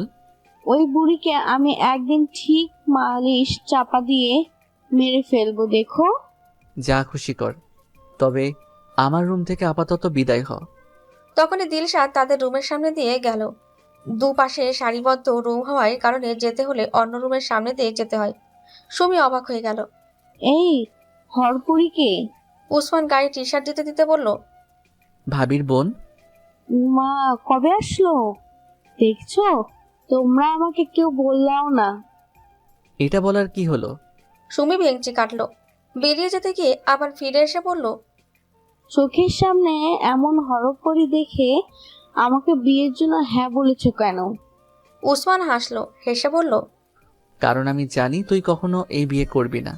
তোর কি ধারণা ভার্সিটিতে গিয়ে কি করিস সেই খবর বুঝি কেউ জানে না? সুমিও হাসলো, হেসে বলল, বিয়ে না করলেও নাক আমি তোমার ঠিকই কাটবো, এটা মনে রেখো। কাট। এই নাক কাটা নিয়েই রাবণের যুদ্ধ শুরু হলো। লঙ্কা জলে বিনাশ হয়ে গেল। আর আমার না হয় অন্য কিছু হোক। সুমি ভ্রু নাচিয়ে বলল, অন্য কিছুটা কি? উসমান কিছু বলল না, তবে রহস্যভাবে হাসলো। দরজার টোকার শব্দে উমরের ঘুম ভাঙল। কটা বাজে এখন? সে চট করে ঘড়ির দিকে তাকালো। 8টা। দীপার রাতে ঘুম হয় না, বাইরে বসে থাকে। দীপার সাথে সেও জেগে থাকে। দীপার ঘুম আসে না, আর দীপাকে ছাড়া তার ঘুমাতে ইচ্ছে করে না। রুমে না আসা পর্যন্ত সে জেগে থাকে, তাই সকালে আর তাড়াতাড়ি ওঠা হয় না। তবে দীপার মতো অত বেলা পর্যন্ত অবশ্য সে ঘুমায় না। 9টা সাড়ে 9টার মধ্যে উঠে যায়। দরজায় আবার টোকার শব্দ হলো। সে উঠে বসলো। কে হতে পারে সে বুঝতে পারলো না। এই বাসায় হাজার দরকারেও সকালে তাদের কেউ ডিস্টার্ব করে না। সে দীপার দিকে তাকালো। কম্বল মুড়ে শুয়ে আছে। ঘুমালে দীপাকে একেবারে বাচ্চা মেয়ের মতো লাগে। সে হাত বাড়িয়ে এসির পাওয়ার কমালো। গায়ে টি শার্ট জড়িয়ে উঠে দাঁড়ালো। ওমর দরজা খুলে দেখলো দিলশাদ দাঁড়িয়ে আছে। সে অবাক হলো, সাথে সাথে চিন্তিত হয়ে জিজ্ঞেস করলো, কোনো সমস্যা হয়েছে দিলশাদ? দিলশাদ মাথা নিচু করে দুপাশে মাথা দোলালো। মনে মনে বলল, সমস্যা আমার না, হবে আপনার। বিয়ে করেছেন, শালাশালির প্যারা তো এখনো খাননি, খাওয়ার জন্য প্রস্তুত হন। কিন্তু মুখে কোমল সুরে আস্তে করে বলল, আমি আপুর কাছে যাব। ওমর স্বাভাবিকভাবেই বলল, দীপা তো ঘুমাচ্ছে, কাল দেখলেই তো কত রাত ঘুমায়। দিলশাদ আগের চেয়েও গলে গিয়ে বলল, আমি জানি। তাহলে? তাহলে কি? আপু ঘুমিয়ে আছে, আমি তো না। তাহলে আমি যেতে পারবো না কেন? ওমর কিছুক্ষণ ঠোঁট টিপে দিলশাদের দিকে তাকিয়ে রইল। তারপর নীরবে দরজা থেকে সরে দাঁড়ালো। দিলশাদ হাসলো, তার সেই মিষ্টি মাখা হাসি। হেসে এগিয়ে গেল। পুরো ঘরে গুমট ভাব। জানালা টানালা সব বন্ধ, তার মধ্যে ভারী পর্দা। এসির ঠান্ডা হাওয়ায় ঘর শীতল হয়ে আছে। দিলশাদ এগিয়ে গিয়ে পর্দা টেনে সরালো। জানালার গ্লাস খুললো। পুরো ঘরে ঝলমলে আলো আর মুক্ত বাতাস আসতে লাগলো। চোখে আলো পড়তে দিবা চোখ কুঁচকে ফেললো, তবে ঘুম ভাঙলো না। উমর দীর্ঘশ্বাস ফেললো, ফেলে সোফায় বসলো। তার এখনো ঘুম কাটেনি। সে দিলশাদের দিকে তাকালো। এই মেয়েটার সম্পর্কে কিছুটা হলেও তার ধারণা আছে। যখন দীপার সাথে ফোনে কথা বলতো, দীপা প্রায়ই এর সম্পর্কে এটা সেটা বলতো, তাই সে অবাক হলো না। যা খুশি করুক, দীপা ভালো থাকলেই হলো। দিলশাদ খাটে উঠে দীপার পাশে বসলো। তার হাতে যে পানি গ্লাস ওমর খেয়াল করেনি। সে ঝিম মেরে বসে আছে। আজ তার প্রথম মনে হচ্ছে শালাশালির অনেক প্যারা। চোখে ঠান্ডা কিছু অনুভব হতে দীপা চমকে তাকালো। তার পাশে দিলশাদ বসে আছে। তার চোখ মুখ গম্ভীর। সে ভয় পেল। কিছু কি হয়েছে? সে ওঠার জন্য নড়তে দিলশাদ আগলে ধরল। ধীরে ধীরে উঠে বসালো। বসতেই উদ্বিগ্ন হয়ে দীপা উমরের দিকে তাকিয়ে বলল, ওর কি হয়েছে? ওর উমর এভাবে বসে আছে কেন? ওমর চমকে গেল। এতটা চমকেছে যে সে হাঁ করে দীপার দিকে তাকিয়ে রইল। দীপা তার সাথে কথা বলছে, তা আবার নিজে থেকে। দীপা উত্তর না পেয়ে বিরক্ত হলো। সে দিলশাদের দিকে তাকিয়ে গালে হাত রেখে নরম সুরে বলল, কি হয়েছে তোর? কেউ কিছু বলেছে? দিলশাদ ওপর নিচ মাথা নাড়ালো। দীপার রাগ হলো। সে রেগে ওমরের দিকে তাকালো। ওমর প্রথম ধাক্কা এখনো সামলে ওঠেনি। দীপা আগুন চোখে তাকাতেই আবার মুখ থুবড়ে পড়ল। হচ্ছে কি আজ? যে মেয়ে সাত চরে রাগ করে না, সে আজ তেজ দেখাচ্ছে। তা আবার অমরকে, যার সাথে সে ভালো করে কথাই বলে না। রাগ জেদ অভিমান তো দূরের কথা। দীপার কান্না পাচ্ছে। তাকে বলে বলে তাই বলে তার বোনকেও? সে কাঁপা কাঁপা কণ্ঠে বলল, কে বলেছে? দিলশাদ দীপার কাঁধে মাথা রেখে করুণ মুখে বলল, বাদ দাও, দরকার নেই ঝামেলার। দুদিনের জন্য এসেছি, পরের কথা বলে কি লাভ? নিজের বোনের জামাই যেখানে পর, বোনের কাছে আসতে গেলেও তার অনুমতি নিতে হয়। ওমর প্রায় লাফ দিয়ে দাঁড়িয়ে গেল। কি বলে এই মেয়ে? সে দীপার দিকে করুণভাবে তাকালো। দীপাও তার দিকে তাকিয়ে আছে। ওমরের করুণ দৃষ্টি তার চোখে পড়ল না। তার চোখে মুখে বিস্ময়। ওমর আমতা আমতা করে বলল, কি বলো দিলশাদ? আর কে তোমাকে কি বলেছে? দিলশাদ কিছু বলল না। বলল, দীপা। তুমি দিলশাদকে আমার কাছে আসতে মানা করেছো? এমন কিছু না দীপা, তুমি ঘুমিয়েছিলে। দীপা ফুঁসে উঠে বলল, আমি ঘুমছিলাম তো কি হয়েছে? তাই বলে আপু ডাক দিয়ে দিলশাদ দীপাকে থামালো। থামিয়ে বলল, বাদ দাও আপু, এত হাইপার তোমার শরীরের জন্য ঠিক না। বলে ওমরের দিকে একবার তাকালো। ওমর বিস্ময়ে কিং কর্তব্যবিমূঢ় হয়ে দাঁড়িয়ে আছে। কি হচ্ছে এখনো সে বুঝতে পারছে না। দিলশাদের খুব মজা লাগলো। তারপর দীপার দিকে তাকিয়ে তাকে ধরে বলল, ওঠো আপু, ফ্রেশ হও, আমার খিদে পেয়েছে, একসাথে নাস্তা করব। বলেই আবার ওমরের দিকে তাকিয়ে বলল, একটু কষ্ট করে আমাদের নাস্তাগুলো এখানে দিয়ে যেতে বলুন প্লিজ। আমরা দু বোন একসাথে আপনার রুমে নাস্তা করলে নিশ্চয়ই আপনার সমস্যা নেই। এই কথা শুনে দীপা আবার ফুঁসে উঠল। উঠে ওমরের দিকে আগুন চোখে তাকালো, যার অর্থ, সমস্যা আছে তোমার? ওমর হড়বড় করে রুম থেকে বেরিয়ে গেল। যেতে যেতে বলল, আমি এখনই নাস্তা পাঠিয়ে দিচ্ছি। ওমর হতভম্বের মতো নাস্তার টেবিলে এসে বসলো। সে এত সকালে কখনো নাস্তা খেতে আসে না। হামিদা বানু অবাক হলেন। অবাক হয়ে বললেন, ওমা, সূর্য আজকে কোন দিকে উঠছে? আরে ওমর উত্তর দিল না। সে মুক্তাকে ডেকে দীপা আর দিলশাদের নাস্তা ভেতরে দিয়ে আসতে বলল। হামিদা বানু আরো অবাক হলো। বললেন, আরে বাহ, নবাবের নবাবজাদি আজকে এত সকালে, ব্যাপার কি? এই কে আছিস? আমাকে কেউ একটু সিমটি কাট, স্বপ্ন দেখি না তো? ওমরও দীর্ঘশ্বাস ফেলল।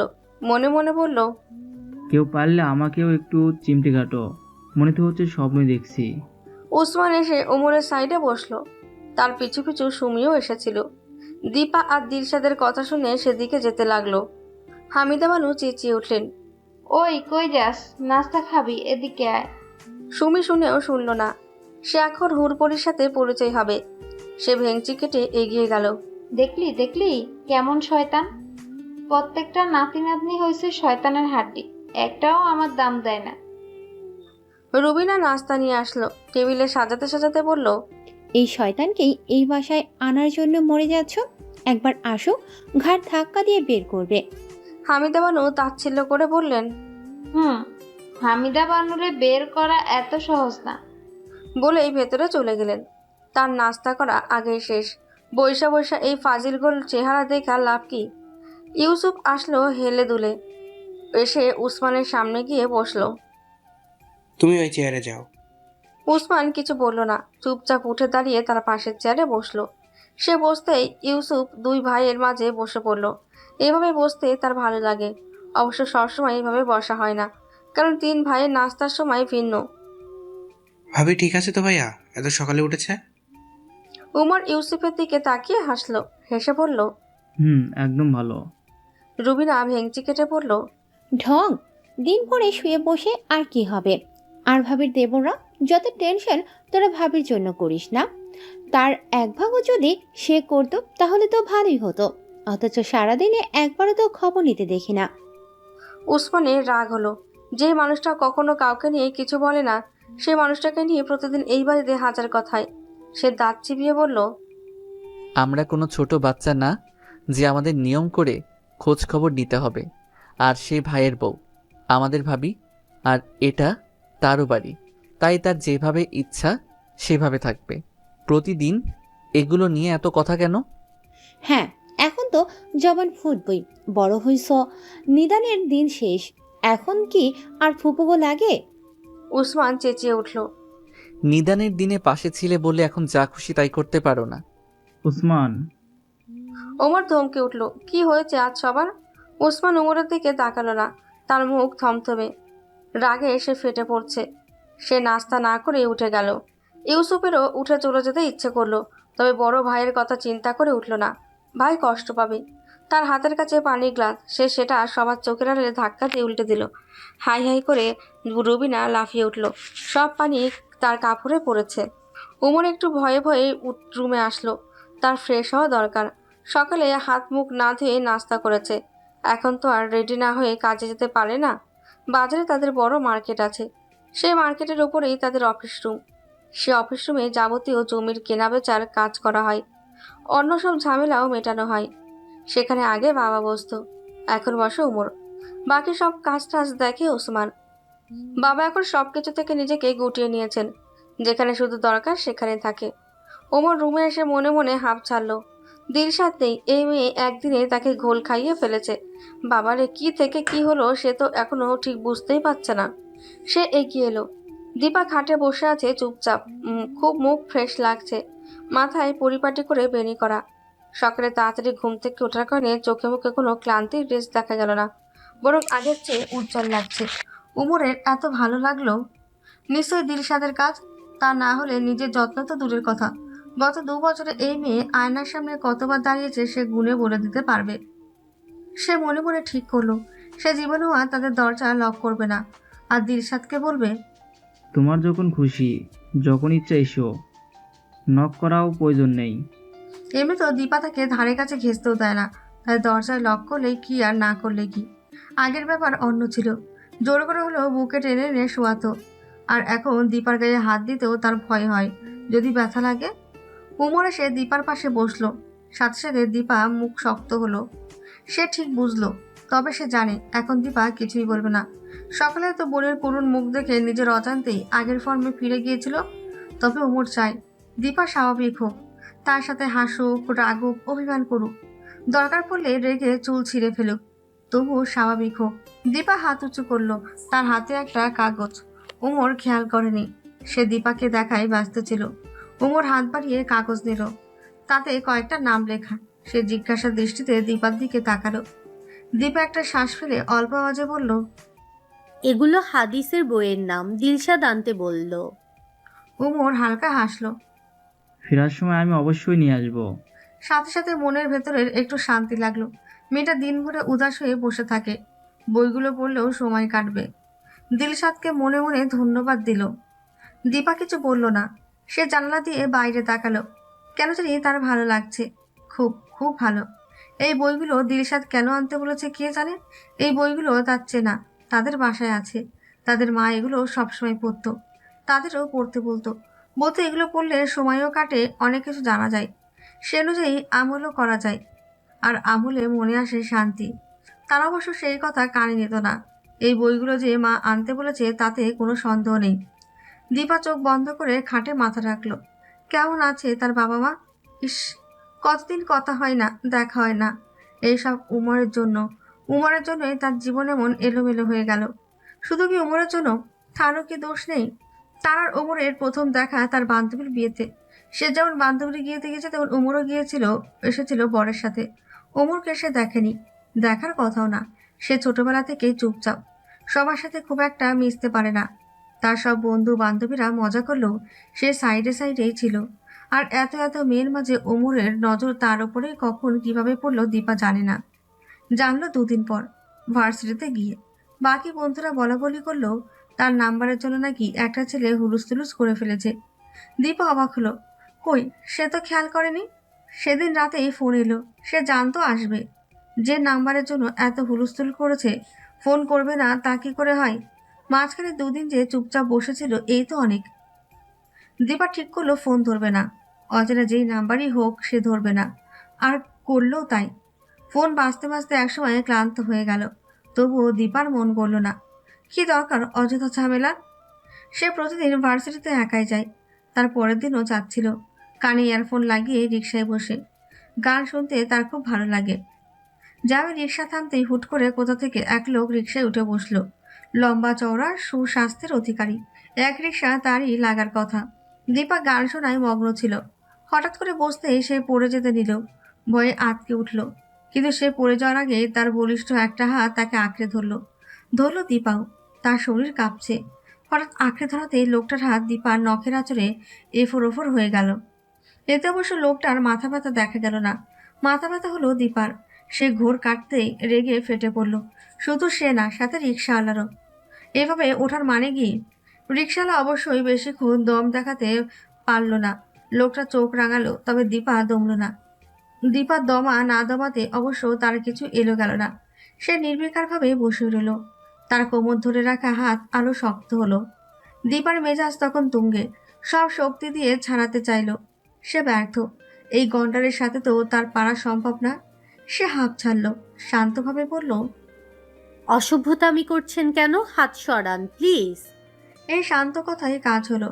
উমর হাত সরালো, সোজা হয়ে চেপে বসলো। বসে রিকশালাকে চলার জন্য ইশারা দিল। রিকশালা যেন হাঁপ ছাড়ল। এমন ঝামেলার প্যাসেঞ্জার সে এখন নামাতে পারলেই বাঁচে। দীপা সারা রাস্তা কোনো কথাই বলল না, শান্ত হয়ে বসে রইল। কে এই লোক সে বুঝতে পারছে না। এভাবে তার রিকশার ওঠারই বা মানে কি? ভার্সিটির সামনে রিকশা থামতেই দীপা ঝট করে নেমে গেল। নামলো উমরও, নেমে ভাড়া দিল, তাও 3 ডাবল। রিকশাওয়ালা অবাক হলো দীপাও, তবে কিছু বলল না। যা খুশি করুক। সে চলে যেতে নিল। কিছু যেতেই তার ফোন বাজলো।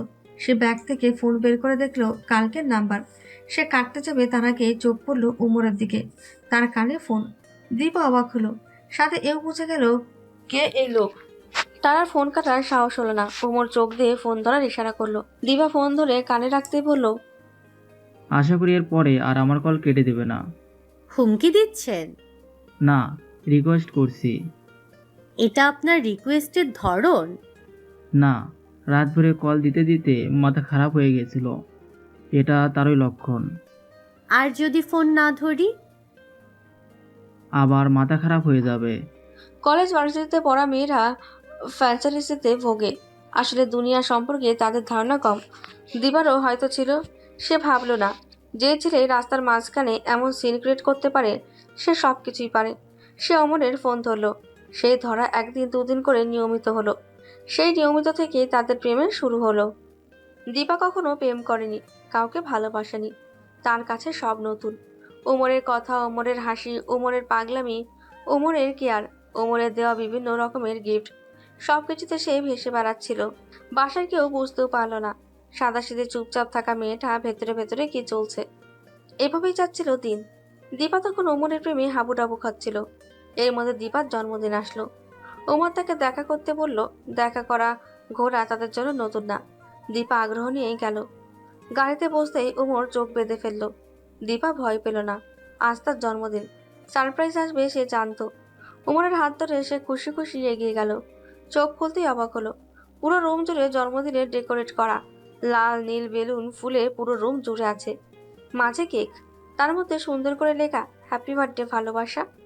তবে সে কোথায় বুঝতে পারল না।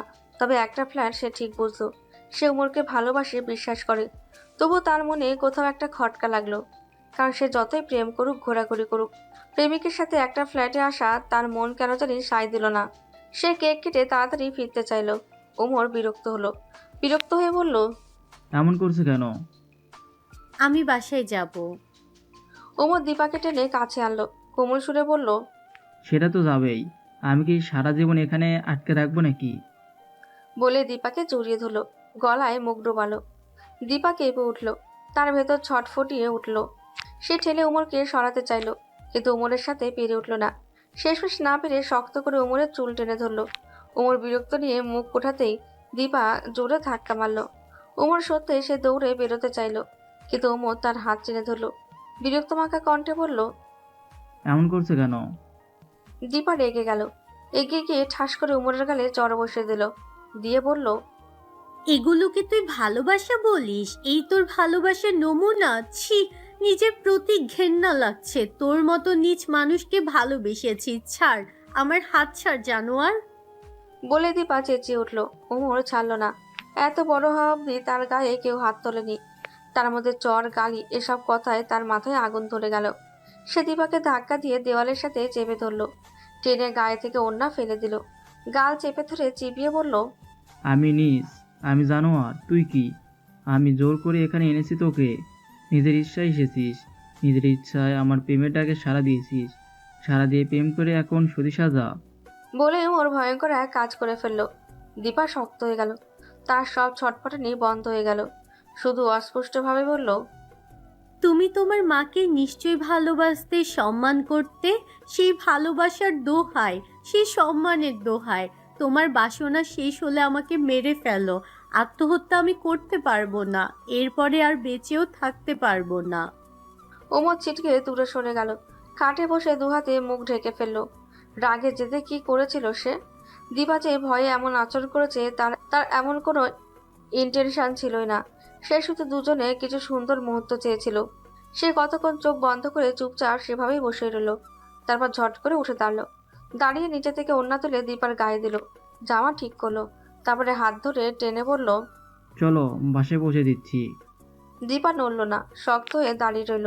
এই পাপের বোঝা নিয়ে সে বাবা মায়ের সামনে যাবে না, কখনো না। ওমর রাগে চেঁচিয়ে উঠল। আচ্ছা না কেন? দীপা তবুও নড়ল না। এমন কি হয়েছে যে এমন ভাব নিচ্ছ? যা হয়েছে ভুলে যাও, আমি আর তোমাকে বিরক্ত করব না। দীপা চোখ তুলে তাকালো, তার চোখে টলমলে পানি। শুধু কি পানি, ভাগ্যের চোখের পানির মতো ঘৃণাও টপ টপ করে ঝরে পড়ে না? ওমর ঢোক গিলল, কেন জানি তার ভেতর কেঁপে উঠল। সে কি করবে বুঝতে পারল না। দীর্ঘশ্বাস ফেলেই নরম সুরে বলল, বাসায় চলো দীপা, এখন যদি না চলো আমি চলে যাব। যাওয়ার আগে তোমার বাবাকে ফোন দিয়ে যাব, সেখানে আসলে তাকে তুমি কি জবাব দেবে সেটা তুমি জানো। একটু থেমে আবার বলল, আমি কোনো মার্ডারও না, রেপিস্টও না, আর আমার এমন কোনো ইচ্ছাও ছিল না। যা হয়েছে ভুলে যাও, এই মুখ আর তুমি কখনো দেখবে না। দীপা আস্তে আস্তে পা ফেললো। তার পা ফোলা, পানি এসেছে, হাঁটতে অসুবিধা হয়, তবুও তার ভালো লাগছে। অনেকদিন পরে সে এভাবে বাইরে আসলো। হামিদ আমান অবশ্য রাগারাগি করেছেন। পেট নিয়ে বউ মানুষ এলাকা ঘুরবে তিনি মানতে পারলেন না। তার মধ্যে নজর টজরের ব্যাপার আছে। তার ধারণা পোয়াতি মেয়ে মানুষ ঘর থেকে বেরোলেই নজর লাগবে। তিনি শুনে রেগে ছটফট করতে লাগলেন। ওমর দাঁড়িয়ে দাঁড়িয়ে কতক্ষণ দাদির সেই ছটফটানি দেখলো। তারপর দাদিকে ধরে বসিয়ে আস্তে করে বলল, টেনশন করো না, সাথে আমিও যাচ্ছি, সন্ধ্যার আগে ফিরে আসবো। হামিদা বানু ছটফটানি কমলেও রাগ কমল না। দিলশাদকে তো কিছু বলতে পারল না। সুমির গালে ঠাস করে থাপ্পড় মেরে বসলেন। মেয়েরা ভেতরে চলে গেলেন। থাপ্পড়ে অবশ্য সুমির কিছু এলো না। তাদের গোষ্ঠীর সবাই কম বেশি এই বুড়ির হাতে মার খেয়েছে এবং খাচ্ছে, এই আর কি। সে দিলশাদের দিকে তাকালো। দিলশাদ মুখ টিপে হাসছে। এই বুড়ির তেজের প্রশংসা করতেই হবে। উমর আস্তে আস্তে দীপার পাশে পাশে হাঁটছে। দীপার হাঁটা থেকে উমরের একটু ভয় ভয়ই করছে, পড়ে টরে না যায়। সে একবার হাত ধরতে গিয়েছিল, দীপা আস্তে করে হাত সরিয়ে নিয়েছে, তাই দ্বিতীয়বার আর সাহস পায়নি। সে হাঁটতে হেঁটে দীপার দিকে মুগ্ধ নয়নে তাকালো। দীপা আজ অনেকদিন পরে শাড়ি পরেছে, সুতির শাড়ি, বেগুনি রং, দেখতে খুব মিষ্টি লাগছে। বিয়ের পরে অবশ্য সবসময় শাড়ি পরতো। বউ মানুষেরা থ্রি পিস পরে বাড়িতে ঢং ঢং করে ঘুরবে দাদির একদম অপছন্দ, তাই শাড়ি পরতো। বিয়ের পরে কোনো কিছুতেই সে কখনো তার নিজের মর্জি দেখায়নি।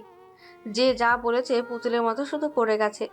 তবে কনসিভ হওয়ার পর থেকে মেক্সি পরে, বেশিরভাগ সময় গেছে অসুস্থ, শাড়ি সামলাতে পারে না বলে। সে সামনে তাকালো। দিলশাদ আর সুমি হেলে দুলে হাত ধরাধরি করে হাঁটছে। দুদিনে এদের মধ্যে এত ভাব ভালোবাসা কিভাবে হলো কে জানে। দিন পরে হেসে খেলে একজন আরেকজনের উপরে গড়াগড়ি খাচ্ছে, খাক, এতে তার সমস্যা নেই। কিন্তু এদের ভাব ভালোবাসা ভারী পড়ছে তার ওপরে এসে। আজ সে বাড়ি ফিরেছে তাড়াতাড়ি। দিলশাদ আসার পর থেকে তার ঘুম ঠিক মতো হচ্ছে না। সকাল হতে না হতে এই মেয়ে শুরু করে তাদের দরজায় টোকাটুকি। ওইদিকে আবার রাতে যে পর্যন্ত দীপার ঘুম আসে না, বোনের সাথে টিকটিকির মতো লেগে থাকে। শুধু লেগে থাকে না, তার বউকে দিয়ে এটা ওটা করাতে থাকে। না, ভারী কোনো কাজ না, তবে ঝিম মেরে বসে থাকতে দেয় না। আহারে তার বউটা, বোন আবার তার বউয়ের কলিজা। ভালো কথা বলতেও তার ভয় হয়, তাই মুখে তালা মেরে চাতক পাখির মতো শুধু তাকিয়ে থাকে। শালিকা আর বউ এই দুজনের মাঝে পড়ে সে তো দুদিনে চিড়ে চাপটা। ভবিষ্যতে কি আছে কে জানে। তাই আজ ভেবেছিল দুপুরে খেয়ে দিয়ে একটু আরামের ঘুম দেবে। ঘুমাতে চলেও গিয়েছিল। এর মধ্যে এই দুজন হাজির, তারা ঘুরতে যাবে। ওমর বিনা দ্বিধায় বলল, যাও, এলাকায় ঘুরবে, এটা আর এমন কি। সে নিশ্চিন্তে ঘুমাতে গেল। কিন্তু ঘুম চোখের কোণে আসতে না আসতে ছুটে গেল দাদির চেঁচামেচিতে। সে ধরফড়িয়ে উঠে বাইরে আসতেই দাদি তেড়ে এলেন, বললেন, তুই কোন আক্কেলে পতি বরে ঘুরার জন্য ঘরে অনুমতি দেস, তাও আমারে না জিগাইয়া? উমর প্রথম বুঝলো না। সে দিলশাদ আর সুমির দিকে তাকালো। তারা দুজন নাদান বাচ্চার মতো দাঁড়িয়ে আছে। সে তাকাতে দিলশাদ করুণ মুখে বলল, আসলে সব দোষ আমার। আমি ভাবলাম আপু দিন ভরে ঘরে উদাসভাবে বসে থাকতে থাকতে পা ফুলে গেছে, তাই এই আশেপাশে একটু হাঁটিয়ে নিয়ে আসি, আপুর ভালো লাগবে। তাই তো প্রথমে আপনার কাছে গেলাম অনুমতি নিতে। আপনি দ্বিধা করলেন না, করবেনই বা কেন? আপুর ভালো বলে কথা, আমি জানি তো। যেটা আপুর জন্য ভালো তা আপনি নির্দ্বিধায় করতে বলবেন। আপনার কাছ থেকে এসে আবার ভাবলাম এই বাসার প্রধান মুরব্বী তো দাদু, তারও তো অনুমতির প্রয়োজন আছে, তাই তো তার কাছে অনুমতি নিতে আসলাম। আমি তো আর এত নিয়ম কানুন জানি না, দুঃখিত। ইস, আপুকে কত কষ্ট করে রাজি করিয়ে রেডি করলাম, এখন কি যে বলি। উমর নিষ্পলক দৃষ্টিতে কিছুক্ষণ তাকিয়ে রইল। দীপার কথা কি এরা বলেছিল? সে দীর্ঘশ্বাস ফেলল। যেখানে দীপার কথা সেখানে উমর আর কিছু বলতে পারে না, তাই দাদিকেও রাজি করালো। তবে এখন মনে হচ্ছে ভালোই হয়েছে। তবে সে এটা বুঝতে পারে না দিলশাদ সবসময় বুড়ির বাকরা তাকেই বানাচ্ছে কেন, অথচ তাকে বললে সে সব সুন্দরভাবে ম্যানেজ করে দিত। আশা একটা বিষয় খেয়াল করেছে, দিলশাদ তাকে কখনো কোনো সম্বোধন করে না, না দুলাভাই না ভাইয়া, কথা বলে সম্বোধন এড়িয়ে। চলছে কি এই মেয়ের মনে? দিলশাদ ভ্রু কুঁচকে তাকালো। সামনে থেকে একটা বাইক আসছে, বাইকের পেছনে উসমান। সে এত দূর থেকেই চিনল, যে সাইজ না চিনে উপায় কি। একটু কাছে আসতে দেখলো ফোনে কথা বলছে, বিরক্তিতে চোখ মুখ ছেয়ে আছে। সে মুখ বাঁকালো, ঢং দেখে আর বাঁচি না। সুমির দিকে তাকিয়ে বলল, ক্যা বাত হে, তোমার ভাইদের তো বাইকেরও ড্রাইভার লাগে। সুমি হেসে ফেলল। হেসে বলল, এটা উসমান ভাইয়ের বাইক, সামনের জন তার বন্ধু, এমনি হয়তো চালাচ্ছে। দিলশাদ আর কিছু বলল না। সে অন্যদিকে তাকালো। উসমানের বাইক তাদের সামনে এসে থেমেছে। এই লোকটাকে দেখলে তার শরীর এমন ফট করে জ্বলে ওঠে কেন? মাঝে মাঝে ইচ্ছে করে লাইন মেরে মাটিতে ফেলতে, তবে সাইজ দেখে ইচ্ছেকে অনেক কষ্টে দমায়। বেটা পাহাড় পর্বতের হারিয়ে যাওয়া বংশধর। উসমান নেমে দাঁড়ালো। সে অবাকই হয়েছে, সাথে ভালো লাগলো। বিয়ের পরে ভাই ভাবি কখনো ঘুরতে যায়নি, এইভাবে ঘুরতে দেখে ভালো লাগলো। তার বন্ধুও উমর আর দীপাকে সালাম দিল। কোথায় থেকে আসলি? সকালে দেখলাম না, দুপুরেও তো খেতে আসলি না। উসমান একবার দিলশাদের দিকে তাকালো। সে অন্যদিকে তাকিয়ে আছে। বাড়িতে আসার পর থেকে মেয়েটার সাথে আর কথা হয়নি, তবে দুদিন ধরে মেয়েটা আজব আচরণ করছে। যখনই দেখা হচ্ছে লজ্জায় গলে যাচ্ছে। ঠোঁটে থাকে অন্যরকম এক হাসি। প্রথম দেখার সাথে সে তো এর একেবারেই হিসেব মেলাতে পারছে না। ব্যাপারটা কি? সে চোখ ফিরিয়ে নিয়ে বলল, মিলেছিলাম, নতুন গাছের গুড়ি এসেছে, সেগুলোর হিসাবটা ক্লিয়ার করলাম। দুপুরে খেয়েছিস? হ্যাঁ। তাহলে আর বাসায় গিয়ে কি করবি? বের যখন হয়েছি, আয় সবাই মিলে হেঁটে আসি। উসমান দ্বিমত করল না। সে তার বন্ধুকে বাইক বাসায় রেখে চলে যেতে বলল। দেশের হাঁটতে হাঁটতে বিরক্ত হলো। গ্রামের রাস্তা, অথচ এত ব্যস্ত। রিক্সা বাইকের জন্য একটু শান্তিতে হাঁটাও যাচ্ছে না। ইস, কোথায় গেলে যে পাবে আগের মতো সুন্দর, শান্ত, নির্মল একটা গ্রাম। আফসোস করতে করতে সে দীপার হাত জাপটে ধরল। দীপা একটু হাসলো, কিছু বলল না। সে হাসি উমর ঠিক দেখলো, দেখে হিংসায় জ্বলে পুড়ে গেল। এই দুই বোনের জুটিকে বোমা মেরে উড়িয়ে দিতে ইচ্ছে করলো। তার বেলা কিছু নেই, বোনের বেলা ঠিক 16 আনা। সে তার মনের হিংসা মনে চেপে পিছিয়ে গেল। চলমান রাস্তা, তিনজন একসাথে হাঁটা সম্ভব না। উসমান পেছনেই হাঁটছিল। দুই ভাই এখন একসাথে হলো। দিলশাদ হঠাৎ থেমে গেল। তারা যেখান দিয়ে যাচ্ছিল পাশেই একটা কাদা পুকুর। একদল ছেলে কাদার মধ্যেই হুটোপুটি খাচ্ছে। দিলশাদ ভ্রু কুঁচকে এগিয়ে গেল, নিচু হয়ে বলল, এই ইউসুফ, কাদায় কি করছো? ইউসুফের নাম শুনতেই সবাই সেদিকে তাকালো। ইউসুফের মুখ ভোঁতা করে উঠে দাঁড়ালো। সে সবাইকে আগেই দেখেছে। দেখে কাদায় আরো বেশি মাখামাখি হয়ে চুপ করে এক সাইডে বসেছিল, যেন তাকে চেনা না যায়। এই শেষ বিকেলে কাদায় মাখামাখি বড় ভাই কিছু না বলেও মেজো ভাই ছাড়বে না, অথচ শেষ রক্ষা হলো না। দূর, সে মুখ ভার করে উত্তর দিল, মাছ ধরি। ও মাতাই, দেখি কোথায় তোমার মাছ? ইউসুফ তার গায়ের টি শার্ট এগিয়ে দিল। এক মাথা গিট্টু দিয়ে মাছ রাখা হয়েছে। দেখে বোঝার উপায় নেই যে এটা টি শার্ট। কাদায় মাখামাখি। উসমান এগিয়ে গিয়ে ধমকে উঠল, এই সন্ধ্যায় তোকে মাছ ধরতে কে বলেছে? ওঠ, এখনই ওঠ। ওমরও গলা মেলালো। এই ছেলে নির্ঘাত, ঠান্ডা লাগবে। দিলশাদ বিরক্ত হয়ে দোনো ভাইয়ের দিকে তাকালো। ওমর চুপসে গেল। কি জ্বালা বলতো। উসমান অবশ্য এখনো দিলশাদকে গা করেনি, তাই দিলশাদও তার দিকে তাকিয়ে বিরক্ত মাখা কণ্ঠে বলল, এভাবে ধমকাচ্ছেন কেন? বাচ্চা মানুষ। উসমান এবার দিলশাদের দিকে তাকালো। তার হাতেও কাদায় মাখামাখি। সে টি শার্ট আঁকড়ে ধরে এমন ভাবে বসে আছে যেটা ওর ভেতরে মাছ না, হিরে মানিক। তার হাসি পেয়ে গেল, তবে ঠোঁটে ঠোঁট চেপে হাসি থামালো। সে আবার কিছু বলবে, তখনই সবাইকে অবাক করে দীপা ওইগুলো দিলশাদের হাতের দিকে তাকিয়ে বলল, কি মাছ? সুমি ঝট করে এগিয়ে এসে দীপাকে থামালো। থামিয়ে বলল, এই সন্ধ্যায় মাছের কাছে যাওয়ার দরকার নেই আর তোমার।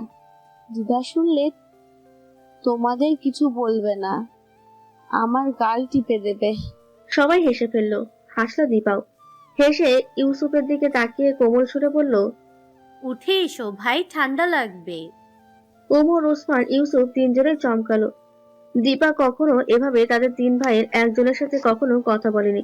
ইউসুফ না একটা শব্দ বলল, না এক সেকেন্ড দেরি করলো। সাথে সাথে উঠে এলো, এসে দিলশাদকে বলল, কেউ তো আমাকে চেনেনি, তুমি চিনলে কিভাবে? দিলশাদ হাতে মাছ ভর্তি টি শার্ট সেটা মুড়িয়ে ভালো করে ধরে নির্বিকার ভাবে বলল, তোমাদের মতো এই হাতির সাইজ এখনো এই গ্রামে আর একটাও দেখিনি, তাই সাইজ দেখেই বুঝেছি। দুইটা তো সাথেই আছে, তাই ধরেই নিয়েছি। বাকি যেটা, ওটা নিঃসন্দেহে তুমি। সবাই আবার হেসে ফেললো। সুমির তো কড়াকড়ি খাওয়ার অবস্থা। উসমান হাসলো না, খুব খুব করে কাশলো। মনে মনে বলল, এই মেয়ে dangerous, very very dangerous. Yusuf অবশ্য হাসেনি। দুই ভাইয়ের দিকে অবাক হয়ে তাকিয়ে বলল, ডাইরেক্ট আমাদের হাতি বলছে, আর তোমরা চুপচাপ শুনছো? উমর দীর্ঘশ্বাস ফেলে করুণ সুরে বলল, বাদ দে ভাই, বিয়ে তো করিস নাই, প্যারাও বুঝবি না। দীপা আবারও খিলখিল করে হেসে উঠল। এবার অবশ্য সবাই হাসলো না। অবাকে দীপার এই খিলখিলানো হাসি উপভোগ করলো। সেটা শেষ হতে না হতেই আরো এক অবাক করা বিষয় ঘটলো রাতে। যেখানে দীপার রাতে ঘুম হয় না, নিঃশ্বাস বন্ধ হয়ে আসে, আধারা ড্রয়িং রুমে বসে থাকে, সেখানে সে আজ 10টা বাজতে না বাজতেই ঘুমিয়ে পড়লো। উমর কৃতজ্ঞতার দৃষ্টিতে দিলশাদের দিকে তাকালো, আর দিলশাদ তার সেই মিষ্টি মাখা হাসি দিয়ে লজ্জা মাথা মুখে বলল, এমন কিছু না, সকালে টেনে ঘুম থেকে ওঠাই, আর তার মধ্যে আজ বিকেলে 2 মাইল হাঁটিয়েছি, তাই ক্লান্ত হয়ে ঘুমিয়ে গেছে। তার কথায় সুর মেলালেন হামিদা বানু। হ, বুড়িগো কথা বাসি হইল ফলে, দিন ভরে শোয়া বসা, কাজ টাজ করলে শরীর যে কত বালা থাকে এগুলো কে বুঝাইব?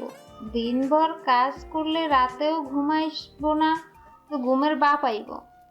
উসমান হাই তুলল, রুমের দিকে যেতে যেতে বলল, তুমিও দিন ভরে শুয়ে বসে থাকো, একটু কাজ টাজ করো, তাহলে লাঠি আর লাগবে না। 80 মডেলের গাড়ির ভিতরে 24 এর ইঞ্জিন চলবে। হামিদা বানু মডেল ইঞ্জিন বুঝলেন না, শোয়া বসা ঠিকই বুঝলেন। সাথে সাথে উড়াধরা বকাবাজি শুরু করলেন। এবার দিলশাদ হেসে ফেলল। উসমান যেতে যেতে ফিরে তাকালো, তার ঠোঁটের কোণায়ও হাসি, ভালো লাগার মুস্কি হাসি। দিলশাদ ধীরে ধীরে দরজা খুললো। এখন বাজে প্রায় রাত 2টা। দিলশাদ একটা মুভি দেখছিল মোবাইলে। এত রাত হয়ে গেছে সে খেয়ালই করেনি। কারো হাঁটা চলার শব্দে সে সজাগ হলো।